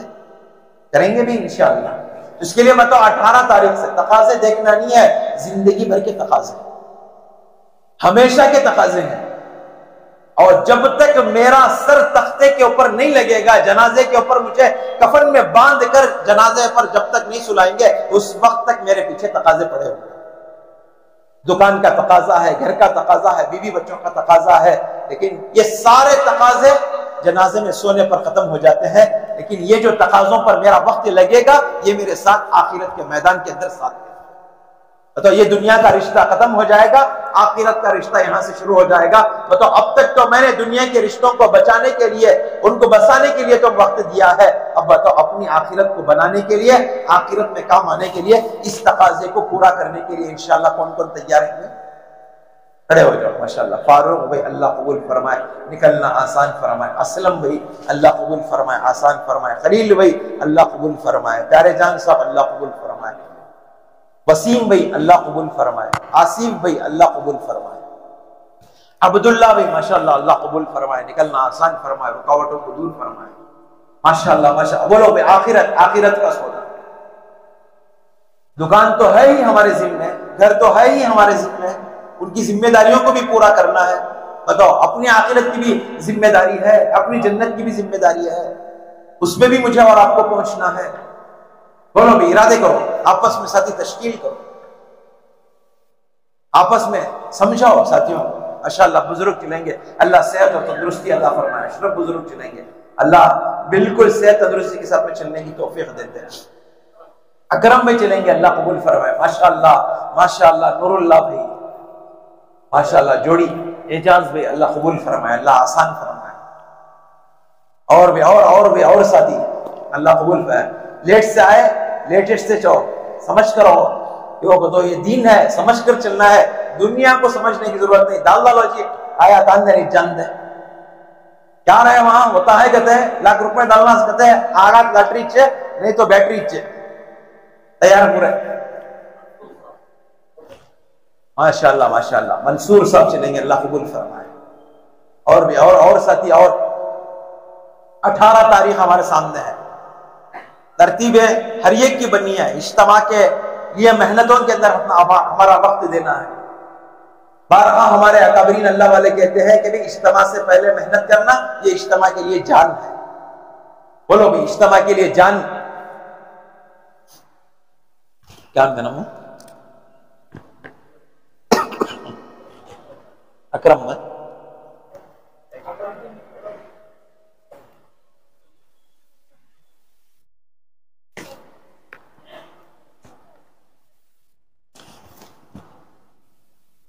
بولو بھی ساتھی۔ اور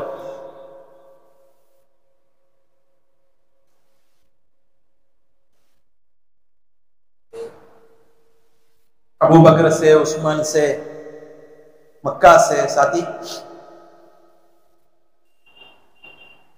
ارادہ کریں گے انشاءاللہ 18 تاریخ، بالکل 8 دن باقی ہے اجتماع کی محنتوں کے لیے. ہمارے ذہن بالکل خالی ہے. اجتماع طے ہوا اگست میں طے ہوا. اس وقت سے لے کر اب تک ایک جماعت بھی ہمارے اپنے زونوں میں کام نہیں کی ہے چھلے کی مستقل. سہروزہ تو جا رہے آ رہے ہیں الحمدللہ، لیکن چھلے کا ابھی تک کوئی نظام نہیں بیٹھا ہے. الحمدللہ بہترین ساتھی خلیل بھی تیار ہیں، فاروق بھی تیار ہیں، اشرف بزرگ تیار ہیں ماشاءاللہ. 4-5 ساتھی پرانے ہو گئے. ذرا محنت کر کے اگر انشاءاللہ اگر کوشش ہو گئی مساجد کے اندر جماعتیں بن گئی تو انشاءاللہ ایک عنوان پر ہمارے علاقوں کے اندر بھی ایک دین کی فضا بن جائے گی. اس کے لیے ہر ساتھی مسجدوار جماعت میں بات چلا کر جماعتیں بنانے کی انشاءاللہ کوشش کریں گے بھی انشاءاللہ. اللہ کرے کہ ہمیں زیادہ سے زیادہ وقت اللہ کے راستے میں دینے کے لیے خود کو بھی تیار کرنے کی توفیق عطا فرمائے، ساتھ میں دوسروں کو لینے کی بھی توفیق عطا فرمائے. سیروزہ جماعتیں کہاں سے ہیں؟ سیروزہ جماعتیں عثمان غنی سے ایک جماعت اللہ قبول فرمائے، مرکز سے ایک جماعت، اور کہاں سے؟ مسجد عمران سے ایک جماعت ہے، شاہ میریا سے ایک جماعت ہے، اور بھی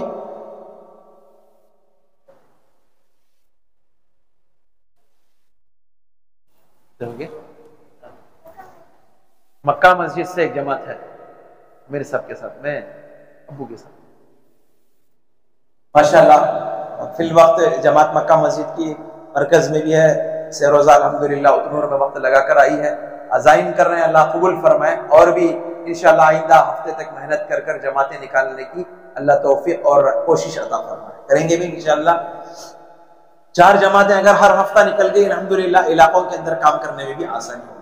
اللہ کرے کہ ہم لوگوں کو اپنے دعوت کے اعمال میں زیادہ سے زیادہ ساتھ دینے کی توفیق عطا فرمائے اور اپنے اعمال کے اوقات کو بڑھانے کی بھی توفیق عطا فرمائے. ہمارے اکابرین اللہ والوں کی طرف سے یہ بات آگے آ رہی ہے کہ بھی اجتماع کے جب تاریخ طے ہوتی ہے تو ہمارا اجتماع شروع ہو جاتا ہے. ہمارے اپنے مسجد کے 5 اعمال کے اوقاتوں میں ہمارا وقت زیادہ سے زیادہ لگے. بیٹھک میں ہمارا وقت فکروں کے ساتھ میں لگے، تعلیم فضائل والی محتاج بنا کر اپنے آپ کو بٹھائے. پھر 2.5 گھنٹے کی محنتیں ہماری ہوں، 2.5 منٹ کی نہ ہو بلکہ 2.5 گھنٹے کی ہو، تو اس سے انشاءاللہ کافی فائدہ ہوگا. پھر اس کے بعد میں اپنے ہفتے کا جو گشت ہے مضبوطی کے ساتھ میں پورے 5-4 اعمالوں کے ساتھ میں انشاءاللہ کرنے والے بنے. پھر آخری کے ہمارے 3 دن بھی انشاءاللہ مہینے کے اللہ کے راستے میں اپنے علاقوں کی بے دینی کو ختم کرتے ہوئے اپنے علاقوں میں دین کو باقی رکھنے کے لیے 3 دن اللہ کے راستے میں لگانے کی بھی توفیق عطا فرمائے. کریں گے بھی انشاءاللہ. اللہ کرے کہ مجھے اور آپ کو ان اعمال سے جڑے رہنے کی توفیق عطا فرمائے. پھر 2 ہمارے ہفتہ واری کام ہے. ایک اپنے شہر کا مشورہ منگل کے دن ہوتا ہے اور دوسرا ہمارے اپنا اجتماع کا دن اتوار کے دن مرکز ہی کے اندر ہوتا ہے. ہر مسجد وار جماعت انشاءاللہ ہمارے اپنے مرکز کے اندر پہنچنے کی کوشش کریں گے بھی انشاءاللہ. الحمدللہ حلقے کے ساتھی آئے تھے 11 بجے تقریباً الحمدللہ آئے تھے. 60-70 ساتھی پہنچے ہوئے تھے کہ بات بھی ہوئی الحمدللہ، فکروں والی بات بھی ہوئی، ساتھ میں تقاضے بھی آئے. انہوں نے حلقے کا علاقے کا جائزہ بھی لے کر گئے ہیں. وہ الحمدللہ کہہ رہے ہیں کہ ہمارے پورے مہینے کے اندر تقریباً 15 جماعتیں بنتی ہیں. ماشاءاللہ جماعتوں کی ایک بھرپور ہمارے یہاں پر آمد ہوگی. تو ہر ساتھی متفکر ہو کر جماعت کو لے کر اپنے علاقوں کے اندر محنت کرا کر ساتھیوں کو تیار کرا کر انشاءاللہ اپنے اپنے علاقوں میں سیروزہ جماعتوں میں لے کر چلنے کی کوشش کریں گے بھی انشاءاللہ. اللہ کرے کہ ہمیں ان باتوں پر عمل کرنے کی توفیق عطا فرمائے.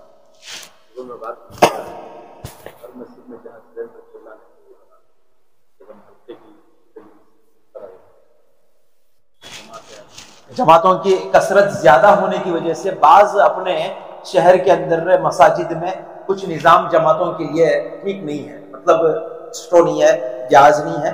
تو ساتھی اس کے بارے میں بھی فکر کرے کہ ہمارے اپنی مساجد کے اندر جماعت کے آنے کے بعد میں کوئی ان کو کوئی دشواری نہ ہو. پوری طرح الحمدللہ وہ یکسوئی کے ساتھ میں اپنی جماعتوں کو علاقوں میں ڈال کر محنت کرا کر اپنے کھانے پینے کے نظام کے ساتھ نصرتوں کے ساتھ میں ان کے پاس علاقے کے اندر بھی محنت کی ایک نظام اور شکل کریں گے بھی انشاءاللہ. اللہ ہمیں ان باتوں پر عمل کی توفیق عطا فرمائے. الحمدللہ رب العالمین. اللہم صلی علی محمد وعلی آل محمد وبارک وسلم. ربنا آتنا فی الدنیا حسنۃ وفی الآخرۃ حسنۃ وقنا عذاب النار. اے اللہ ہم تمام کے گناہوں کو معاف فرما، خطاؤں کو درگزر فرما، سیئات کو حسنات سے مبدل فرما. پچھلی زندگی میں توبہ اور ندامت عطا فرما. آئندہ زندگی تیرے احکامات پر مرضیات پر چلنے کی توفیق عطا فرما. اب تک کی جو زندگی گزری غفلت میں گزری ہے، اے اللہ چاہیے تو یہ تھا کہ تجھے راضی کرتے ہوئے ہم لوگ اپنی زندگی کو گزار سکتے ہیں، لیکن یا اللہ ہم نے غفلتوں کے ساتھ میں گزارا ہے.